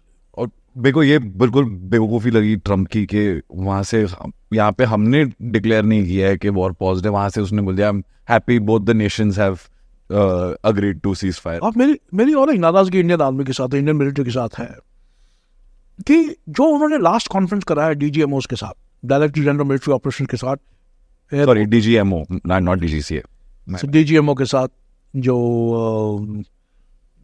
एयर का जो डीजीएमओ का रेप था और नेवी का डीजीएमओ का रेप था, तो उनके साथ जो कॉन्फ्रेंस करी थी लास्ट में, that should have happened first. वो कॉन्फ्रेंस पहले, ये बॉलीवुड नहीं, आपने बॉलीवुड टाइप नाम तो दे दिया ऑपरेशन सिंदूर इसका ये मतलब नहीं है कि अब नारी शक्ति को दिखाने के लिए वो नारियां बिठाओ। I am totally against, this my personal view, I am totally against the philosophy from day one. You are in operation against an enemy, you need to put your best foot forward. आपने सबसे बड़ी ताकत अपनी आगे रखनी है ताकि दुनिया को दिखाई दे कि आपने ये ऑपरेशन कैसे खेला है। और पहले से अगर वो ये डीजीएमओ को बिठा देते वहां पे, जो बिल्कुल क्लियर थे in their mind, they knew exactly what was happening, पूरा लड़ाई इन्होंने लड़ा है, तो इनको पता है कि क्या हुआ है, कैसे हुआ है, कब क्या होने वाला है। उनको आप पहले टाइम से ही बताते, जो क्लैरिटी ऑफ पर्पस था, जो क्लैरिटी ऑफ नैरेटिव था, we could have won the battle not only on ground like we did now. अभी हम तो ग्राउंड पे जीते हैं, लेकिन वो नैरेटिव नहीं जीते, हमारे देश में नहीं पता है लोग। एब्सोल्युटली। तो अगर हम पहले से इनको बिठाते वहां पे, रोज इनसे कॉन्फ्रेंस कराते और ये दुनिया को, हमारे देश को बताते कि आज हमने ये किया और इसका जो फॉलो आउट है ये है, the clarity would have been there. और एक बार क्लैरिटी आ जाए, झूठ तो टिक ही नहीं सकता। सच्चाई अगर आप पेश करोगे तो झूठ का कोई हिसाब नहीं। बिल्कुल। So that is where I think somewhere down the line we erred. So we won the battle on ground, we caused maximum destruction. Pakistan अभी कभी, मेरे को लगता नहीं कभी डेयर करेगा कि ऐसा कोई एक्शन ले। ये अभी जो न्यू नॉर्मल हमारे प्राइम मिनिस्टर ने डिक्लेयर किया कि an act of terrorism will be an act of war, yes, ये बहुत सही मूव है और ये सही टाइम पे आया है कि ये एक्चुअली पहले ही हो जाना चाहिए था। क्योंकि जब 26/11 हुआ था, यहाँ पे जब टेररिस्ट मुंबई आए थे, वो सही वक्त था। और ये तो हमें पता चल गया था कि पाकिस्तानी हैं, आईडीज मिले थे, उस टाइम पे हमने कुछ नहीं। और आज हम एटलीस्ट वो पहल कर रहे हैं। तो मेरे को इसलिए पूछना था कि ये जो न्यू नॉर्मल है, क्या हम लेट हैं इसमें या चलो देर आए दुरुस्त है? सी, अभी आपने जो क्वेश्चन पूछा है, इसमें अगर मैंने इसका उत्तर देना है, ये और 1.5-2 घंटे लग जाएंगे। बिकॉज कोई भी वॉर करने से पहले एक एनवायरमेंटल स्कैन करना, नेट असेसमेंट करना बहुत जरूरी है। एनवायरमेंटल स्कैन करना बहुत जरूरी कि दुनिया आपको किस तरीके से देख रही है। आप इस लड़ाई में अकेले नहीं हो। कोई भी लड़ाई, आप आर पार की लड़ाई जब लड़ते हो, आप उसमें अकेले नहीं हो। आपके साथ you need those factions. You need US with you, you need Russia with you, you need UK with you, you need NATO forces with you, you need Australia with you, you need Japan with you, you need somebody to protect the seas with you when you're at war. तो ये सब देश अपने साथ जब उसको आप पहले अलाइन कर देते हो आपके थॉट प्रोसेस पे कि आप ये लड़ाई सही चीज़ों के लिए लड़ रहे हो, सही विचारों के लिए लड़ रहे हो, only then you can go to war. At that time the माहौल was different. The international माहौल was different. India was not even being looked after well. It was being looked after. India को देखते हुए जो international हमारा माहौल था काफ़ी वीक था. हमारा पोजीशन ऑफ स्ट्रेंथ नहीं था. You fight wars from a position of strength. China will never fight India. Why they don't want to fight India? Contact bat में तो चाइना आ ही नहीं सकता, आएगा भी नहीं, क्योंकि उन्होंने ठान रखी है कि 2049 तक उन्होंने यूएस को फोर्सेस में, फौजी स्ट्रेंथ में, मिलिट्री स्ट्रेंथ में बीट करना है. तो अपना वो छोटा मोटा चीज नहीं करेगा इंडिया के साथ, क्योंकि then he will deter his progress. अपनी जो आर्सेनल है उसको कम करेगा. वो तो he is not interested in getting into contact battle India. जब तक पाकिस्तान है, जब तक बांग्लादेश है, इनसे वो प्रॉक्सी वॉर कराते रहेगा. ठीक है. इसी तरीके से इंडिया ने अभी अगर पाकिस्तान को सबड्यू करना है, बलूचिस्तान को इंस्टिगेट करना है, अफगानिस्तान में तालिबान को इंस्टिगेट करना है, ठीक है, and in this battle we also come to know who are our friend, हमारा दोस्त कौन है और दुश्मन कौन है. इसमें US though it plan initially to be a friend, आप देखोगे अंत में उसने पाकिस्तान को भी उतना ही साधन दिया, इतना ज्यादा ही दिया. $1 billion of loan, $1 million of IMF loan Asim Munir को बुलाया है. बिल्कुल. जबकि हमारे लोगों को इनवाइट जाना चाहिए था, क्योंकि हमारे साथ कुछ हुआ है जो हमने इंस्टिगेट नहीं किया है. Absolutely. We should have been invited and given a pat on our back for, you know, showing restraint even then. For launching operations against terrorism, which is the idea of Americans. The war against terrorism was started by America internationally. Absolutely. And we were supporting your war. And instead of supporting us, you were supporting Pakistan. Even after saying that India is a very good friend of mine and Modi is a very nice guy and all that stuff, was तभी भी he went and did that. Russians kept neutral. Russians are an all-weather friend, but Russians were supplying weapon systems to Pakistan again. And the only friend that we found was completely with us all through the battle was Israel. आप जो भी बोलो, वहाँ लड़ाई लड़ रहा है, लेकिन आपका साथ नहीं छोड़ा उसने, आपका साथ नहीं छोड़ा. And you have to grant the Israelis their integrity was unquestionable. अभी चक्कर ये है ना कि मोदी साहब ने लड़ाई लड़ ली, उसके बाद हमको एक टीम भेजनी पड़ी दुनिया में, सब जगह जाके ये बताने के लिए. इसकी नेसेसिटी पड़नी ही नहीं थी पहले बात.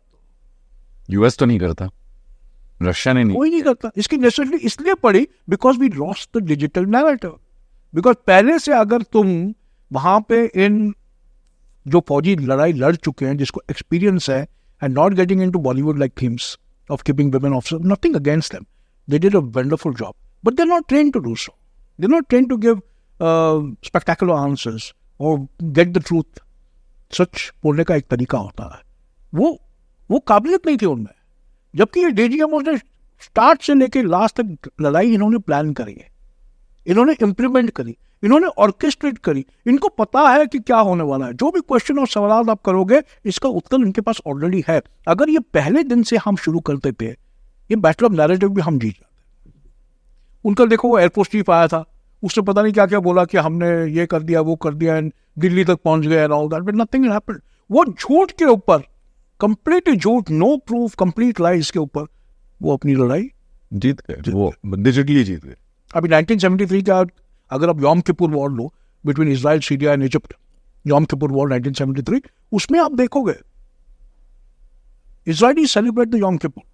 They celebrate as a major victory against the Syrians and the Egyptians. The Egyptians also celebrate the same war victory. तो दोनों देश क्या करते हैं, ये सेलिब्रेट करते हैं. अभी देख लो इजराइल, ईरान, ठीक है, again the war was left Midway, like India Pakistan left Midway because of US intervention. Israel is celebrating destruction of capabilities of the Iranians, the nuclear capabilities को 50 साल पीछे भेज दिया उन्होंने. Iranians are celebrating retaliation on the Israelis in Israel by hitting their S-400s or whatever system that they have, the Iron Dome, and also hitting a US base in Qatar. Well, Iranians are celebrating their victory. Israelis are celebrating the victory, but they both have been at war and nobody knows who's the winner. In the same way, of Sindoor, India is celebrating its victory. Pakistan is celebrating its victory. They can't be two victors in a war, no? Correct. The problem is that our digital marketing, what we do, digital production failed miserably. And I still feel that we could do better. I agree with you, sir. And also with China, I feel like, I jokingly sometimes say that जो China है हमारा, वो south east Asia का Iran है. वो खुद नहीं लड़ेगा, सबको फंडिंग कर करके, जैसे वो हमास, हिजबुल्ला, इन सबको वो करते हैं वहां से, ये वही कर रहा है. बांग्लादेश में भी पैसा दे रहा है, वहां भी पैसा दे रहा है, नेपाल में भी कुछ कुछ कर रहा है.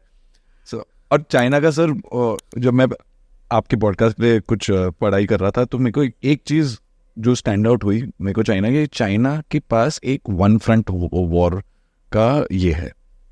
They will not open a second front.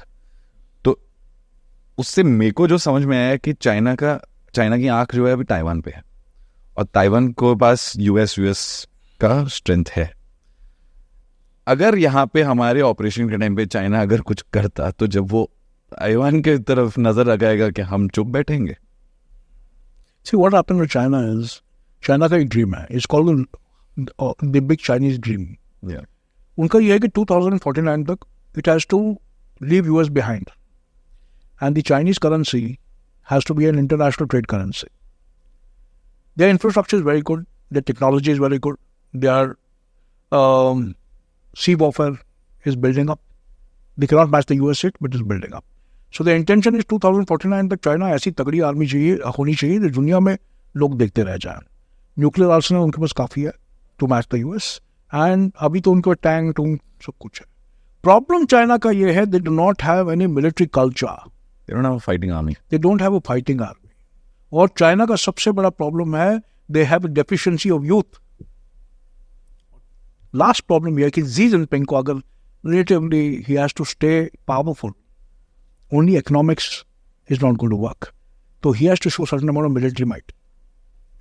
Problem China का ये है कि यूएस के साथ वो लड़ाई लड़ना नहीं चाहता, इंडिया के साथ भी लड़ाई लड़ना नहीं चाहता, because 30% of his army will be destroyed while fighting India, at least minimum.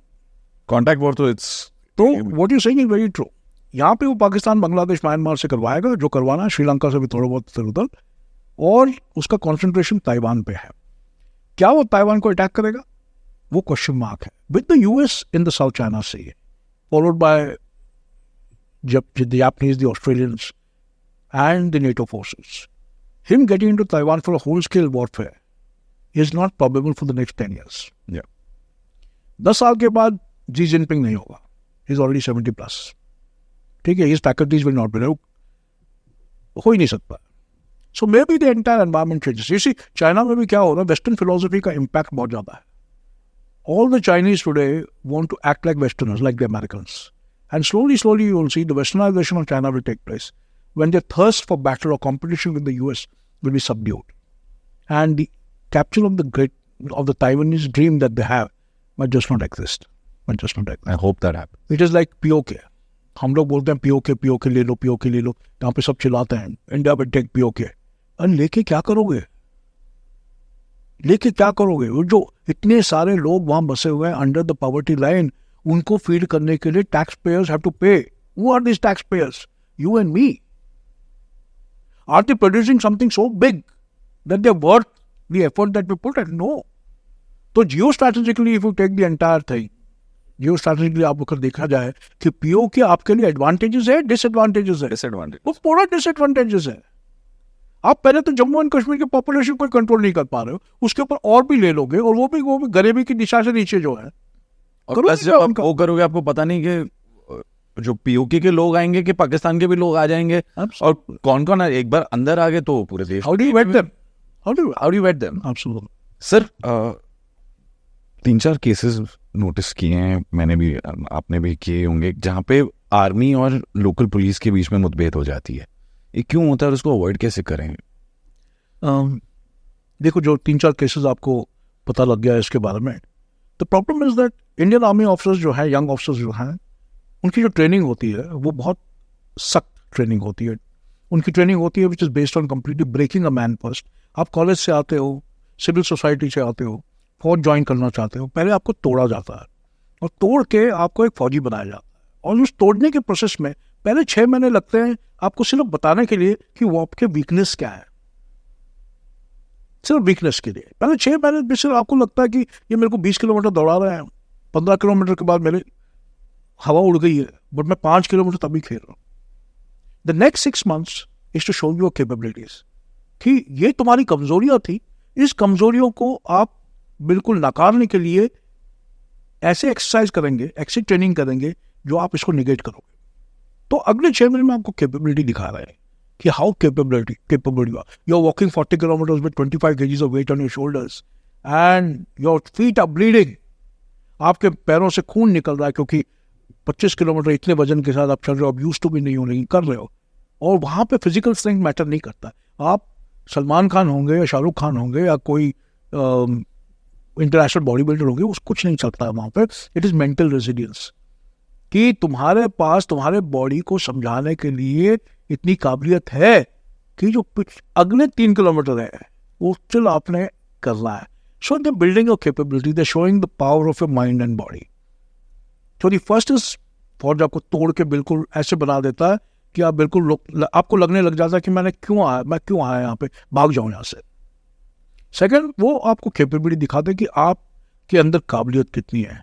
और थर्ड है उसी काबिलियत को अभी एम्पलीफाई करने के लिए, ताकि आप दुश्मन का वार कर सको, दुश्मन के ऊपर काबू पा सको, आपको एक ट्रेनिंग देते हैं जिसको बोलते हैं सर्वाइवल ट्रेनिंग. जहाँ पे आपको मारना नहीं सिखाते हैं, आपको ये सिखाते हैं कि आपने बचना कैसे है, क्योंकि अगर आप बचोगे तो आप मार पाओगे.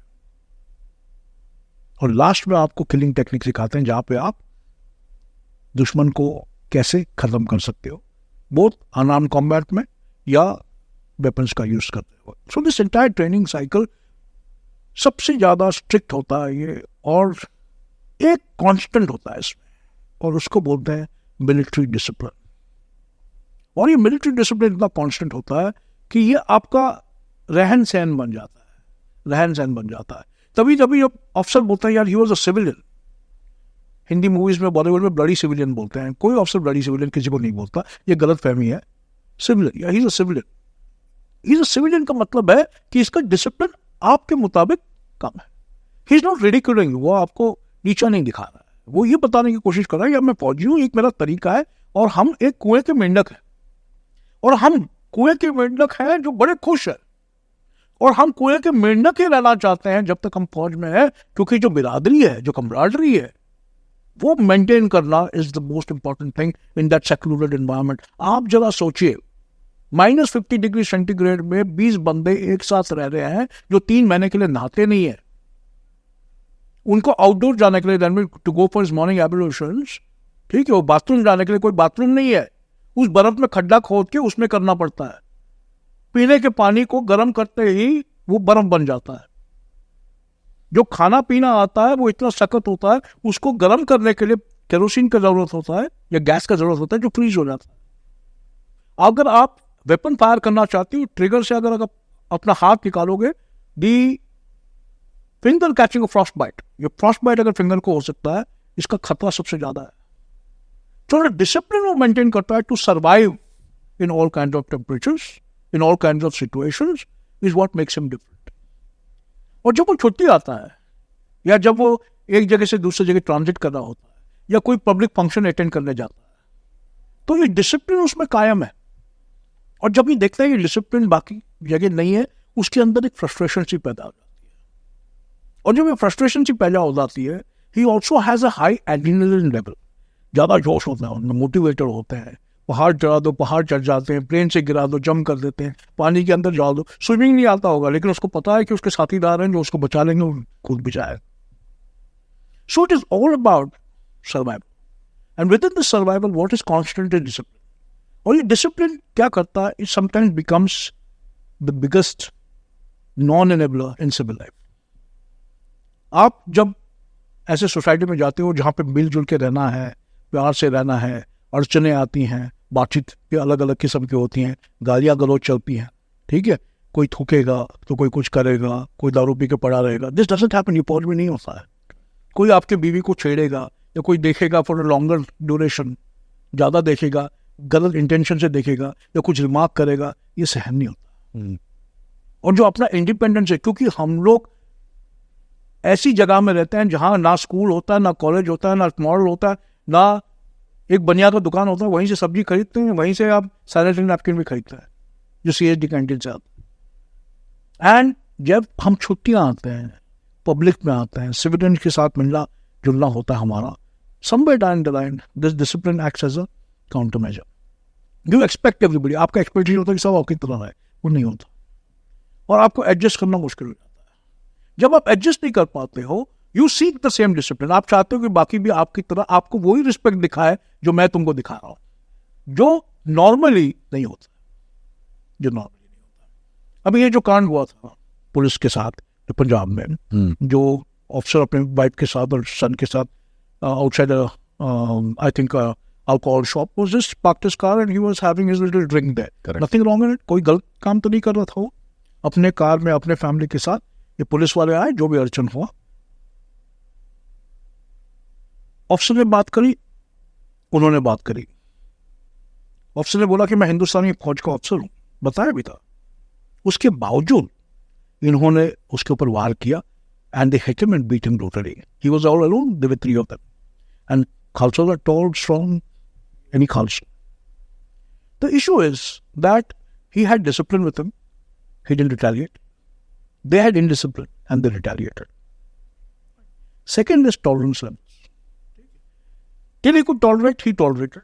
I'm sure he must have said something that instigated them to hit him. ऐसे नहीं हो सकता कि एक साइड की स्टोरी।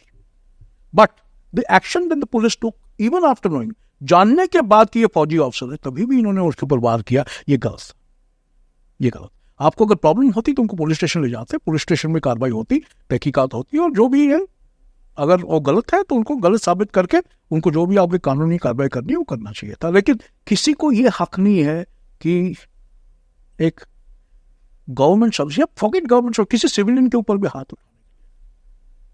जहां पे सिविल मिलिट्री कन्फ्लिक्ट जो है, it is a conflict of discipline. आप लोगों को हमारी तकलीफ, हम लोग पहाड़ों में रहते हैं, जो आते हैं, we want to enjoy ourselves, we don't want stress and panic, we want people to respect. ये रिस्पेक्ट नहीं होता। एक जमाना था इंडियन रेलवेज में हमको रिजर्वेशन नहीं मिलता था। मैं खुद एज अ मेजर साहब of the Indian army has sat for 3 days next to a washroom to reach home because there is no reservation. और छुट्टी ऐसे में सीओ बोलता कल चले जाओ छुट्टी। अरे रिजर्वेशन कौन करेगा? कोई रिजर्वेशन नहीं। और सीओ ने बोलते हैं छुट्टी जाने के लिए तुम तो रह भी नहीं सकते, हुक्म है। और फौजी तरीका है, डिसिप्लिन है। आपने अपना झोला पिट्टू पकड़ा और ट्रेन में चढ़ गए, कोई रिजर्वेशन नहीं, कोई बैठने भी नहीं देगा आपको। और टीटी सबसे पहले तो कोई रिस्पेक्ट नहीं होता है इन चीजों में। और हम लोग फौजी हैं तो मतलब क्या है, इधर 100 फौजी हैं। So the fact of the matter where they don't get the kind of respect they expect, then the friction happens and then you expect the other, जो आप एक्सपेक्ट करते हो वो दे नहीं पा रहा है, जो फ्रिक्शन हो जाता है। जो फ्रिक्शन हो जाता है, आई एम नॉट सेइंग कि फौजीज आर ऑलवेज राइट, ठीक है। 50% of the time we are wrong, 50% of the time the other person is wrong, but the issue is nothing but discipline, nothing but discipline. And the requirement of discipline of the Indian army is so high that lot of time you are in conflict with yourself कि how should I retaliate. मेरे साथ मुंबई में भी होता है ये। अब ये ट्रैफिक कॉप जाके रोक देते हैं आपको, आपको पता है कि आपने कुछ गलत नहीं किया, लेकिन थोड़ा बहुत ड्राइवर ने किया होगा, लेकिन जो बात करने का तरीका है, ये तमीज है, ठीक है, वो नहीं है। हमने अगर कुछ गलत किया है उसकी कार्रवाई करो, जिस तरीके से गवर्नमेंट ऑफ इंडिया ने लेआउट कर रखा है, कोई कुछ नहीं बोलेगा आपसे। लेकिन आप कार्रवाई के ऊपर अपनी पर्सनल एटीट्यूड लगा रहे हो उस पर, that is wrong and that no army officer can tolerate and that is why the friction happens. So tell me about Dharavi. आपने, बिकॉज ये जब से मैं पैदा हुआ हूँ या मेरे पैदा होने के पहले से ही ये था कि धारावी एक दिन रीडेवलप होगा, और फाइनली आज हो रहा है। इनफैक्ट फनी बात ये है कि जब ये अनाउंस हुआ कि Dharavi redevelopment finally take off होने वाला है, पापा और मैं बैठ के बात कर रहे थे। पापा ने बोला कि ये मुश्किल होगा, क्योंकि धारावी एक मुंबई के अंदर एक दुनिया अलग ही है।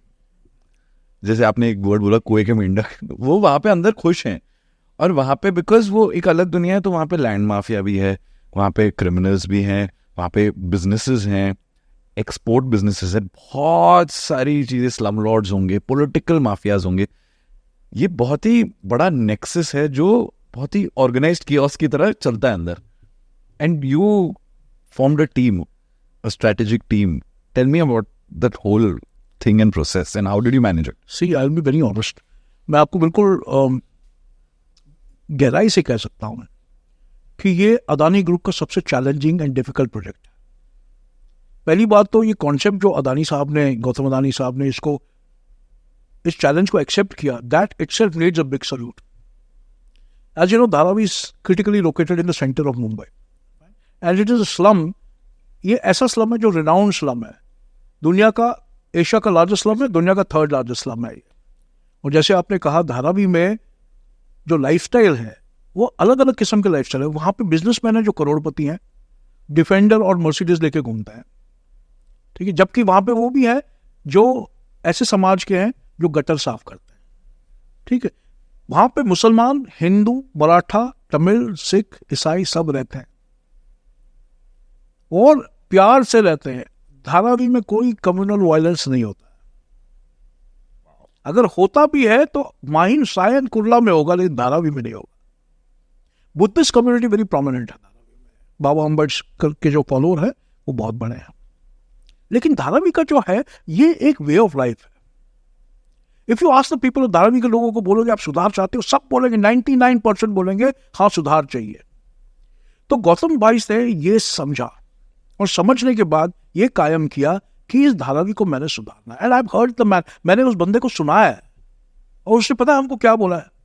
एंड मैं आई शपथ कर रहा हूं इस पे, लोग बोलेंगे कि अदानी के लिए काम करता है इसलिए बोल रहा था, मैं आई शपथ करता हूं। इस आदमी ने हम सब के सामने ये बोला, I do not care if I don't earn one single penny out of Dharavi. मेरे को कोई मतलब नहीं अगर मैं एक पैसा भी धारावी से ना कमाऊं, लेकिन किसी भी गरीब को ऐसा नहीं होना चाहिए कि हमारे वजह से वो रास्ते पे आ जाए। And that were his words, I don't care if I don't earn a single penny, but ensure that everybody is looked after, especially the poor. मेरे को किसी गरीब लोगों का शाप नहीं लगना चाहिए, मेरे को और मेरे परिवार का। They are God-fearing people, and they are scared of people being against them, and they understood the power of people. When Gautam Bhai jumped into this project, the first thing was, I want this project to be done. I know it's a huge challenge. I might lose a lot of money in this. I might not make any money in this, but at the end of the day, I want to do something for the people of Dharavi. मैंने धारावी के लोगों के लिए कुछ कायम करना है, इन गरीब लोगों के लिए ऐसा एक माहौल बनाना है जहां वो इज्जत से रह सके। और आज के दिन में मैं खुशी से ये बताना चाहता हूं, 99% population of Dharavi, which are residential property owners, have already completed their survey and they are willing to be part of the progress. अभी धारावी का जो प्रोजेक्ट है, सब बोलते हैं अदानी का प्रोजेक्ट है। ये अदानी का प्रोजेक्ट नहीं है, ये गवर्नमेंट ऑफ इंडिया का प्रोजेक्ट है। अदानी को एक इंच जमीन भी नहीं दी जा रही, ये जमीन दी जा रही है जो गवर्नमेंट एजेंसी है जो नॉमिनेट हुई है, उसका नाम है Dharavi DRP, Dharavi redevelopment project. तो they are the guys who are going to be the custodians of the land. Adani is but facilitating the progress. तो अभी जब मैं पहले आया था यहाँ पे, मेरे को बताया था कि धारावी है, तो मैं फौज छोड़ के यहाँ पे आया। मैंने बोला चलो देखते हैं एक नया चैलेंज लेके। जब मैं यहाँ पे आया, मैं I left the army on the 16th of December। 16 दिसंबर को मैंने फौज छोड़ा। 17 को संडे था, मैंने 17 तारीख ट्रैवलिंग के लिए लिया फैमिली के साथ। 18 को मैंने NMDPL, जो कंपनी DRPPL होती थी उस टाइम, उसको ज्वाइन किया। I just took 1 day. After that 3 महीने मैं धारावी के अंदर अकेला घूमता था। Difficult area, criminal infested, substance users, सब कुछ है धारावी में। लेकिन मैंने बोला अगर मैंने धारावी का पल्स पकड़ना है तो मैंने धारावी में घूमना पड़ेगा। And I kept, nobody knew who I was. उनको अदानी के नाम से धारावी को लिटिल बिट ऑफ एप्रीहेंशन होता था, क्योंकि Dharavi is a Congress best. और जहां पे आप गौतम भाई का नाम लो तो लोग इमीडिएटली उनको मोदी साहब के साथ जोड़ लेते हैं, ठीक है। But Modi is a politician, he is a businessman, ठीक है। सो while they might have a relationship, I also can be friends with you. You might be Shah Rukh Khan. Why can't I be friends with anyone? So friendships are to be kept, and they will be kept no matter what. So Congress like a bastion है। तो उनको ये डर कहीं है कि हो सकता है ये हमारे वोट बैंक तोड़ने के चक्कर में है, which is not the intention. The intention is pure to develop Dharavi, to give all the slum developers who are legally enabled houses of 350 square feet. 350 square feet का अगर आप लीगल टेनेमेंट होल्डर हो, 350 square feet का घर आपको धारावी के अंदर ही मिलेगा। अगर आप इलीगल टेनेमेंट होल्डर हो, यानी कि 2011 के बाद जो आए हो 2022 नवंबर तक, तो आपको 350 स्क्वायर फीट से लेकर 300 से 350 स्क्वायर फीट का घर धारावी के बाहर मिलेगा in the areas that are being nominated and given by the government of Maharashtra. Adani का कोई लेना देना ही नहीं है। गवर्नमेंट ऑफ महाराष्ट्र इन एरियाज को नॉमिनेट करेगा और कर रहे हैं, और वहां पे इनको हैबिलिटेट किया जाएगा। ठीक, तो ये कॉन्सेप्ट है धारावी का। आजकल के दिन में धारावी में इंडस्ट्रीज जो चल रही है, आप बोल रहे हो, इनका प्रॉब्लम है। इनका ये प्रॉब्लम है क्योंकि ज्यादा से ज्यादा इंडस्ट्री जो धारावी की है, they are run by people who don't stay in Dharavi. Dharavi में रहते नहीं है लोग, ये रहते हैं माहिम, कुर्ला, सायन में करोड़ों में ये पैसा कमाते हैं, लेकिन इनका बेस धारावी में, इंडस्ट्री धारावी में है। बट ये क्या करते हैं, ये लोग डेली लेबर एम्प्लॉय करते हैं। लाइक रिसाइकलिंग इंडस्ट्री है, किसी भी दिन रिसाइकलिंग इंडस्ट्री 2 से 2.5 लाख इंडिविजुअल्स को एम्प्लॉय करती है जो गार्बेज कलेक्शन करते हैं और ला के रिसाइकलिंग इंडस्ट्री में देते हैं, and they are paid as per kilos. तो आप देखो 2 से 2.5 लाख रोज को आमदनी ये रिसाइकलिंग इंडस्ट्री दे रहा है। लेदर इंडस्ट्री है, इतने सारे लेदर बनाने वाले तकरीबन 2-3 हज़ार लोग हैं जो वर्कर्स हैं, स्किल्ड लेबर है, उनको ये आमदनी दे रहे हैं। फिर फूड इंडस्ट्री है, एक बिस्मिल्लाह होटल करके एक होटल है चौराहे में जिसका फेमस कीमा पाव है, वो तकरीबन 600 से 800 कीमा पाव रोज बेचता है। तो बेसिकली फूड इंडस्ट्री, जितने पाव आप देखते हो, फरसान देखते हो, पूरे धारावी में बने हुए हैं। ठीक है, so the industry is flourishing and the industry people are very adamant that they don't want to move out of Dharavi. जाना नहीं चाहते क्योंकि देखो कोई लेबर लॉ है नहीं, हाइजीन एंड सैनिटेशन है नहीं, कितने वर्कर है, क्या वर्कर है, कितना पेमेंट आ रहा है वो है नहीं। ज़्यादा से ज़्यादा जो ट्रांजैक्शन है वो पता नहीं कैसे हो रहा है, कैश में हो रहा है, किस में हो रहा है। So it's a flourishing business. ठीक है, छोटे से मकान में अब 300 स्क्वायर फीट तुमने 50 लोग रखे हुए हैं जो पैंट सिला रहे हैं, और हर पैंट जो सिलते हैं वो उसको हर पैंट का 50 रुपये दे रहा है वो। तो लेबर लॉज में है 8 आवर्स से ज़्यादा काम नहीं करना चाहिए, वो तो 16-18 घंटे काम करते हैं क्योंकि उनको आमदनी से मतलब है। Then there is a huge floating population. Floating population है जो यूपी, बिहार, तमिलनाडु से वर्कर आते हैं, वो आते हैं 6 महीने रहते हैं, पैसे कमाते हैं, वापस चले जाते हैं, वो भी वहाँ पे है। फिर स्कूल्स एंड कॉलेजेस हैं जो प्राइवेटली ओन्ड है, and other than that there are this electronic industry, जो भी फोन बोलोगे आप धारावी में खुल जाता है वो। लेकिन सबसे बड़ा प्रॉब्लम धारावी में politics. The politicians instead of become inclusive, कि be part of the progress, आप हमारे प्रोग्रेस में हमारे साथ हमारा हाथ बटाओ और आपकी भी तरक्की होगी, आपकी पार्टी की भी तरक्की होगी, वो ये समझ नहीं रहे।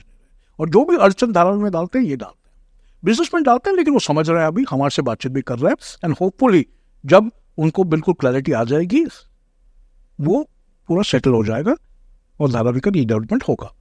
आज के दिन पे 2 जगह धारावी में घर ऑलरेडी बनने लग गए हैं।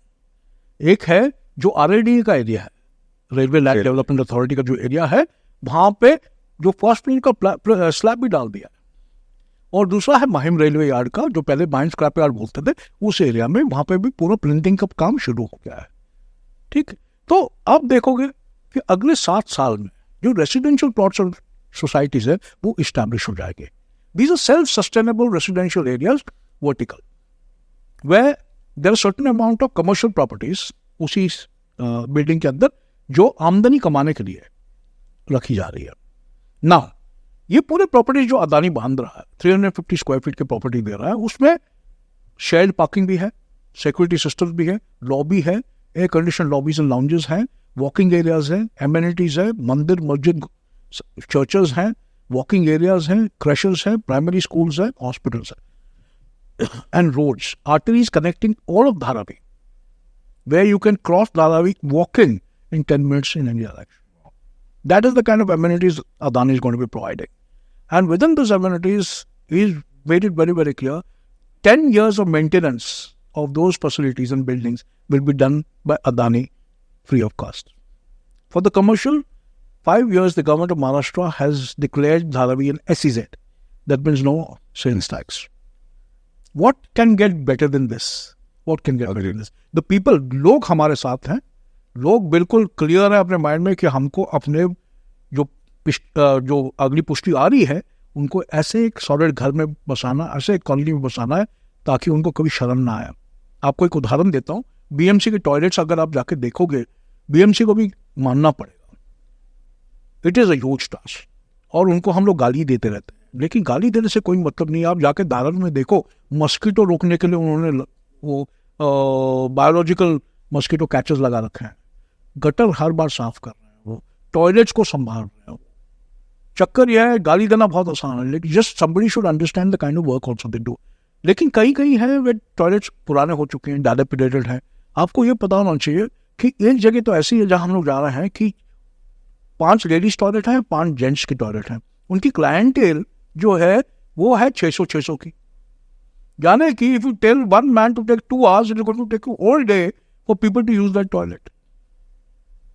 सो जस्ट इमेजिन, 3 बजे से लाइन शुरू हो जाती है, 3 बजे से, और वो लड़की जो लड़का है कॉलेज जा रहे हैं, स्कूल जा रहे हैं, किस तरीके से वो सहन कर सकते हैं इसको। और यहाँ गौतम भाई ने इसको पूरे प्रोजेक्ट को ऐसा बनाया हुआ है, तो he is building the world class facilities.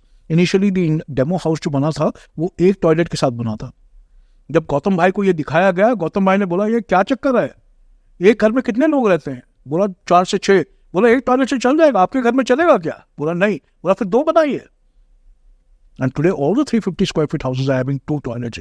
You have to give a salute to that man for thinking this through. And people might say he's getting FSI, he's getting land outside and all that. Yes, he is. But can you take up the same challenge? Is any other company ready to take up the same challenge? And if people who have stayed in Dharavi know how Dharavi is. And I, being the Chief of Security and Intelligence, have dealt with every damn criminal in Dharavi. ठीक है, I deal with the police, I deal with the criminals, I deal with the substance abusers. किसी भी दिन पे आप शाम में 8 बजे के बाद जाओगे, वहां पे आधे लड़के आपको मिलेंगे जो कि किसी छोटे छोटे नशे में करते हैं। ठीक है, उस सिचुएशन में डील करना बहुत लोग चाहते हैं कि इनका सुधार हो। उसके ऊपर अदानी ने क्या कर दिया, स्किल डेवलपमेंट शुरू कर दिया है। People are being given jobs, they are getting into society, trying to cap their youth, teaching them skill sets and then giving them jobs. We have taken job fairs with different companies to involve the people of Dharavi. We kept an IPL tournament for the children of Dharavi with a program that anybody who does very well will be selected to be trained so that it can get into national sports. So all this is happening. सब जगह सब कुछ हो रहा है. और सर्वे होना था, जितना एमिकेबल सर्वे था वो तो 100% हो चुका है. 1-2 पॉकेट्स है जिसके साथ उनको कोई गलत फहमियाँ है, तो वो गलत फहमियाँ अभी धीरे धीरे दूर कर रहे हैं, लोग समझ रहे हैं इसको, एंड होपफुली ये भी काबू में आ जाएगा. Government of Maharashtra totally sync में है कि इस प्रोजेक्ट को करना ही करना है. Adani Group is totally focused that this project has to happen and will make it happen no matter what. Is there a timeline? Yes, there is a timeline for the entire residential people to be given houses and settled is a period of 7 years, and for the commercial it will take a little bit more time. So it will happen. ये होगा, और ये इसी ऐसे beautifully होगा. धारावी का master plan recently release हुआ था. अगर उसमें आप देखोगे जिस तरीके से वर्ल्ड क्लास एमिनिटीज धारावी में ला रहे हैं, specifically for the children and for the education of Dharavi people and for medical of Dharavi people, you will not see it anywhere in the world. Not see anywhere in the world. And we are trying to give them the best of everything. We are pumping in a lot of money. We are pumping in a lot of resources. Their teams, even the designers of the houses are from Singapore, etc., etc. So you see, we have used Hafiz Contractor as the main designer, and we have used the best and best for slum development. Which other builder does this? Nobody does. And we are not even a builder. We are not a building team. Adani is not a building company. This is a social exercise that we're carrying out for the sake of the nation of India and for Maharashtra as a state, and also for the Adani family to leave a legacy.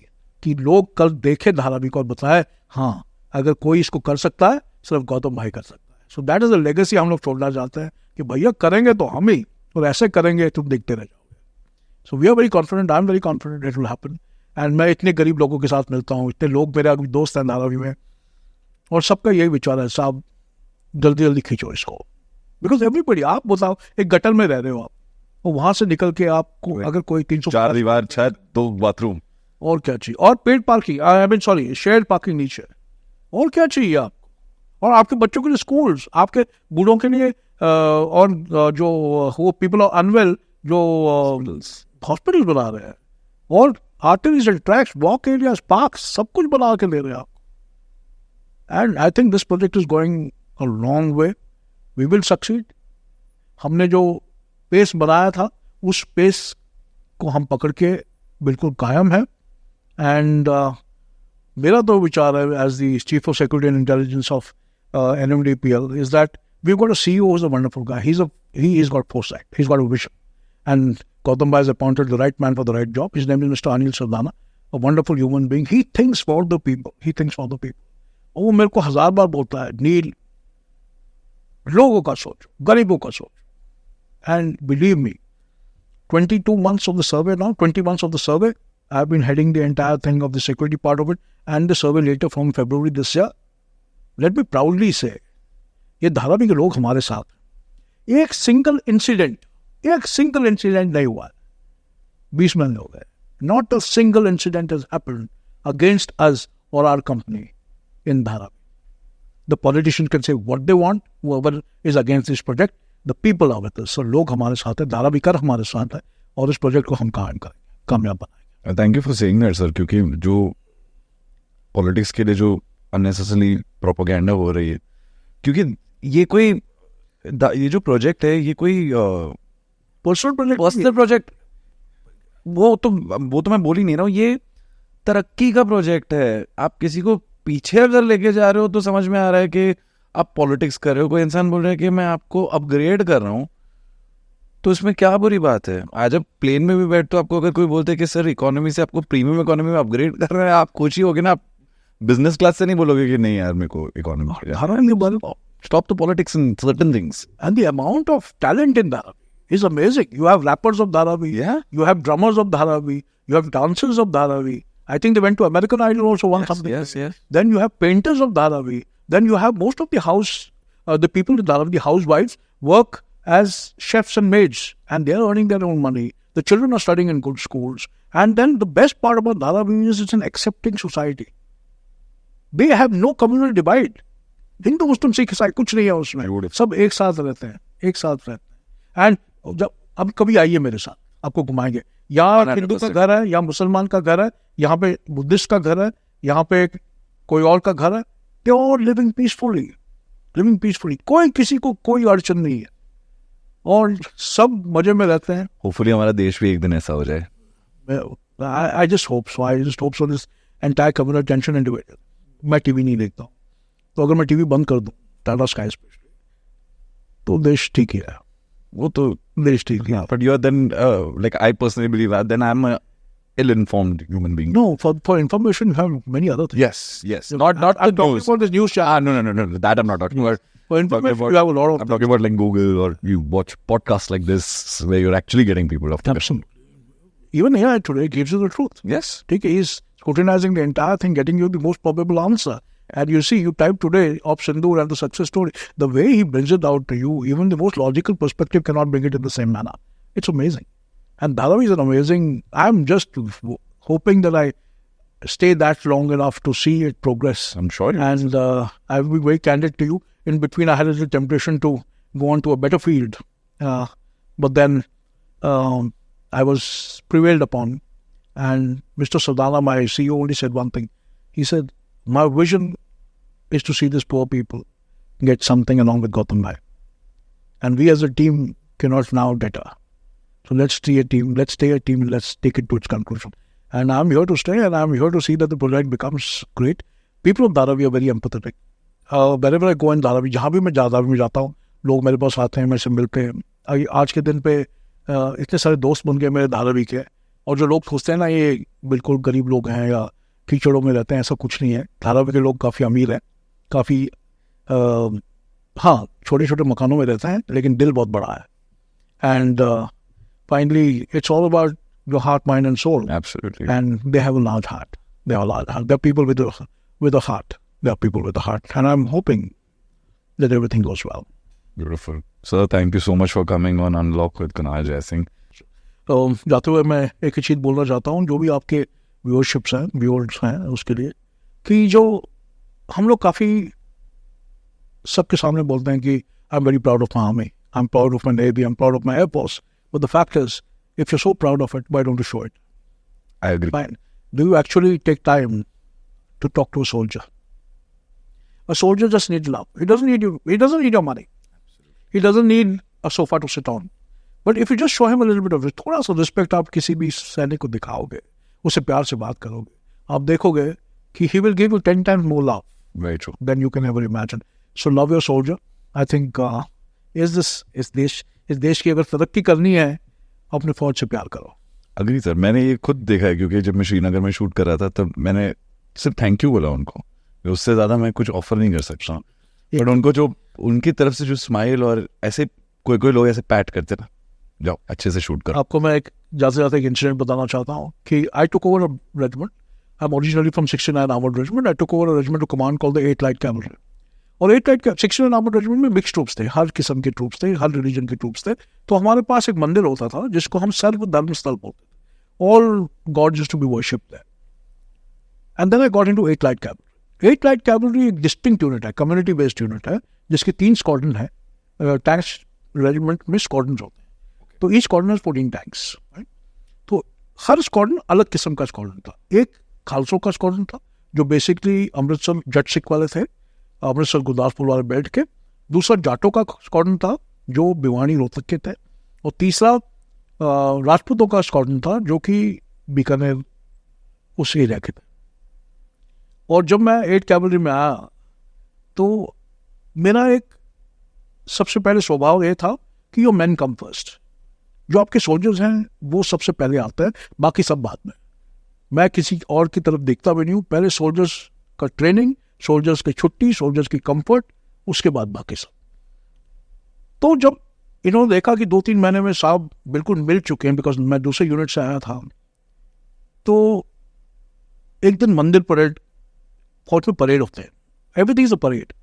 So you don't force anybody to go to the temple और the mosque और anywhere. ये parade होता है. अगर CO साहब आते हैं तो सब आएंगे, no matter which religion you are. तो एक दिन मेरे को जाटों ने बोला कि सर हमारे मंदिर में कुछ प्रोग्राम है और आपको आना. मैं बोला हाँ जरूर आएंगे. तो ट्यूसडे का प्रोग्राम था और हम गए वहाँ. And I went, remove my shoes outside, remove my belt outside, because we don't wear any leather. Leather पहनते नहीं मंदिर में जाने को. और मैं पूजा पाठ, आरती, हवन सब करता हूँ. ठीक है, मैं ईसाई हूँ.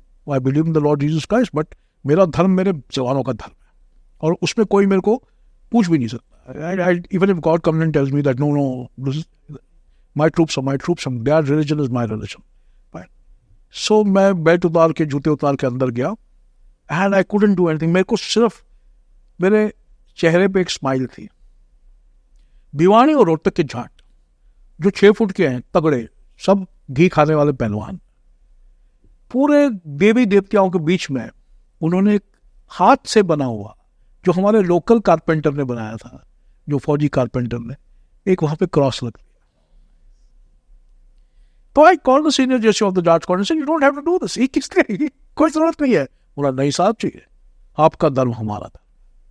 And that is the Indian army for you. And this is an incident which I have narrated so many times and I've written about it also. They accept you the way you are. You might be anywhere. You might be a Shakil Ahmed, or you might be Johnson, or you might be Bhoop Singh. It doesn't matter. Once you're Indian Army, your religion doesn't matter. Your religion is Bharat. Yes, absolutely. And this incident I always wanted to narrate. I think nothing goes bigger than this. It is always the respect that people in the army have for you. But it is not a one-way street. It's a two-way street. You got to give love to get love. It's so simple. You got to give respect to give respect. And that's what we do in the army. And hopefully we now have retired, chosen to retire, and I'm carrying the same legacy that we have into Dharavi itself. And we are setting examples, by the way. We're setting a lot of examples in Dharavi. And hopefully you'll see a lot of progress very soon. बहुत मज़ा आया. बहुत ही informative session था. I hope हमारे दर्शकों को ये इससे सीखने को मिले, कुछ समझने को मिले, कुछ जो फैक्ट्स है हमने जो मिथ्स हैं हमने डिबंक किए, वो जाना चाहिए बाहर. So but thank you so much and once again sir, thank you for serving this country and जय हिंद. A soldier just needs love. He doesn't need your money. As you know, we have 3,000 people here, spread in 7 different locations. 3,000 people in 7 different locations. Just imagine the amount of food, water, medical help, but we've been able to manage so far. Now we're going to ensure that you're going to your place at Kampopki. We are going to take you there safely. All along the route, our QRTs, our boys are going to be with you. Don't worry about anything. But once you go there, promise me one thing, that as good citizens, you will not do anything wrong. ये हमारा लड़का है ये लड़का लोग को बोलो वैसा रिस्क नहीं लेना। देखो कुछ होएगा नहीं, वो अलग बात। ये अगर कुछ हो गया तुम लोग भी परेशान, वो भी परेशान, सबसे बड़ा फौज परेशान। और ये बेचारा पुलिस कमांडर वो इधर बैठा हुआ है कितना दिन से, ये परेशान, सब परेशान। कोई कितना दिन हो गया, कितना टाइम हो गया है, बच्चा लोग को पढ़ाई नहीं, तुम लोग को खाना नहीं, कोई ठीक से सो भी नहीं रहा है। तुम्हारा टेंशन बढ़ रहा है, हमारा ब्लड प्रेशर बढ़ रहा है। मेरा ब्लड प्रेशर था 130/90, अभी 150/180 हो गया, तुम लोगों की वजह से। हाँ, अभी थोड़ा शांति मेंटेन करो, ठीक है। और कुछ भी चाहिए आपको कहीं भी, किसी को भी राशन पानी भी कम हो जाता है तो हमको बताना, हम लेके आए। कोई भूखा नहीं सोना है। अगर आपको आज का एपिसोड अच्छा लगा और आपने इस एपिसोड से कुछ सीखा तो प्लीज इस एपिसोड को 2 लोगों के साथ जरूर शेयर करना, ताकि उनकी जिंदगी में भी एक नई चीज अनलॉक हो, एक नया इंफॉर्मेशन अनलॉक हो। और प्लीज मेरे चैनल को सब्सक्राइब कीजिए, इस एपिसोड को लाइक कीजिए और बेल आइकन जरूर दबाइए, ताकि जब भी हर वेडनेसडे मेरा एपिसोड लॉन्च हो आपको सबसे पहले पता चले।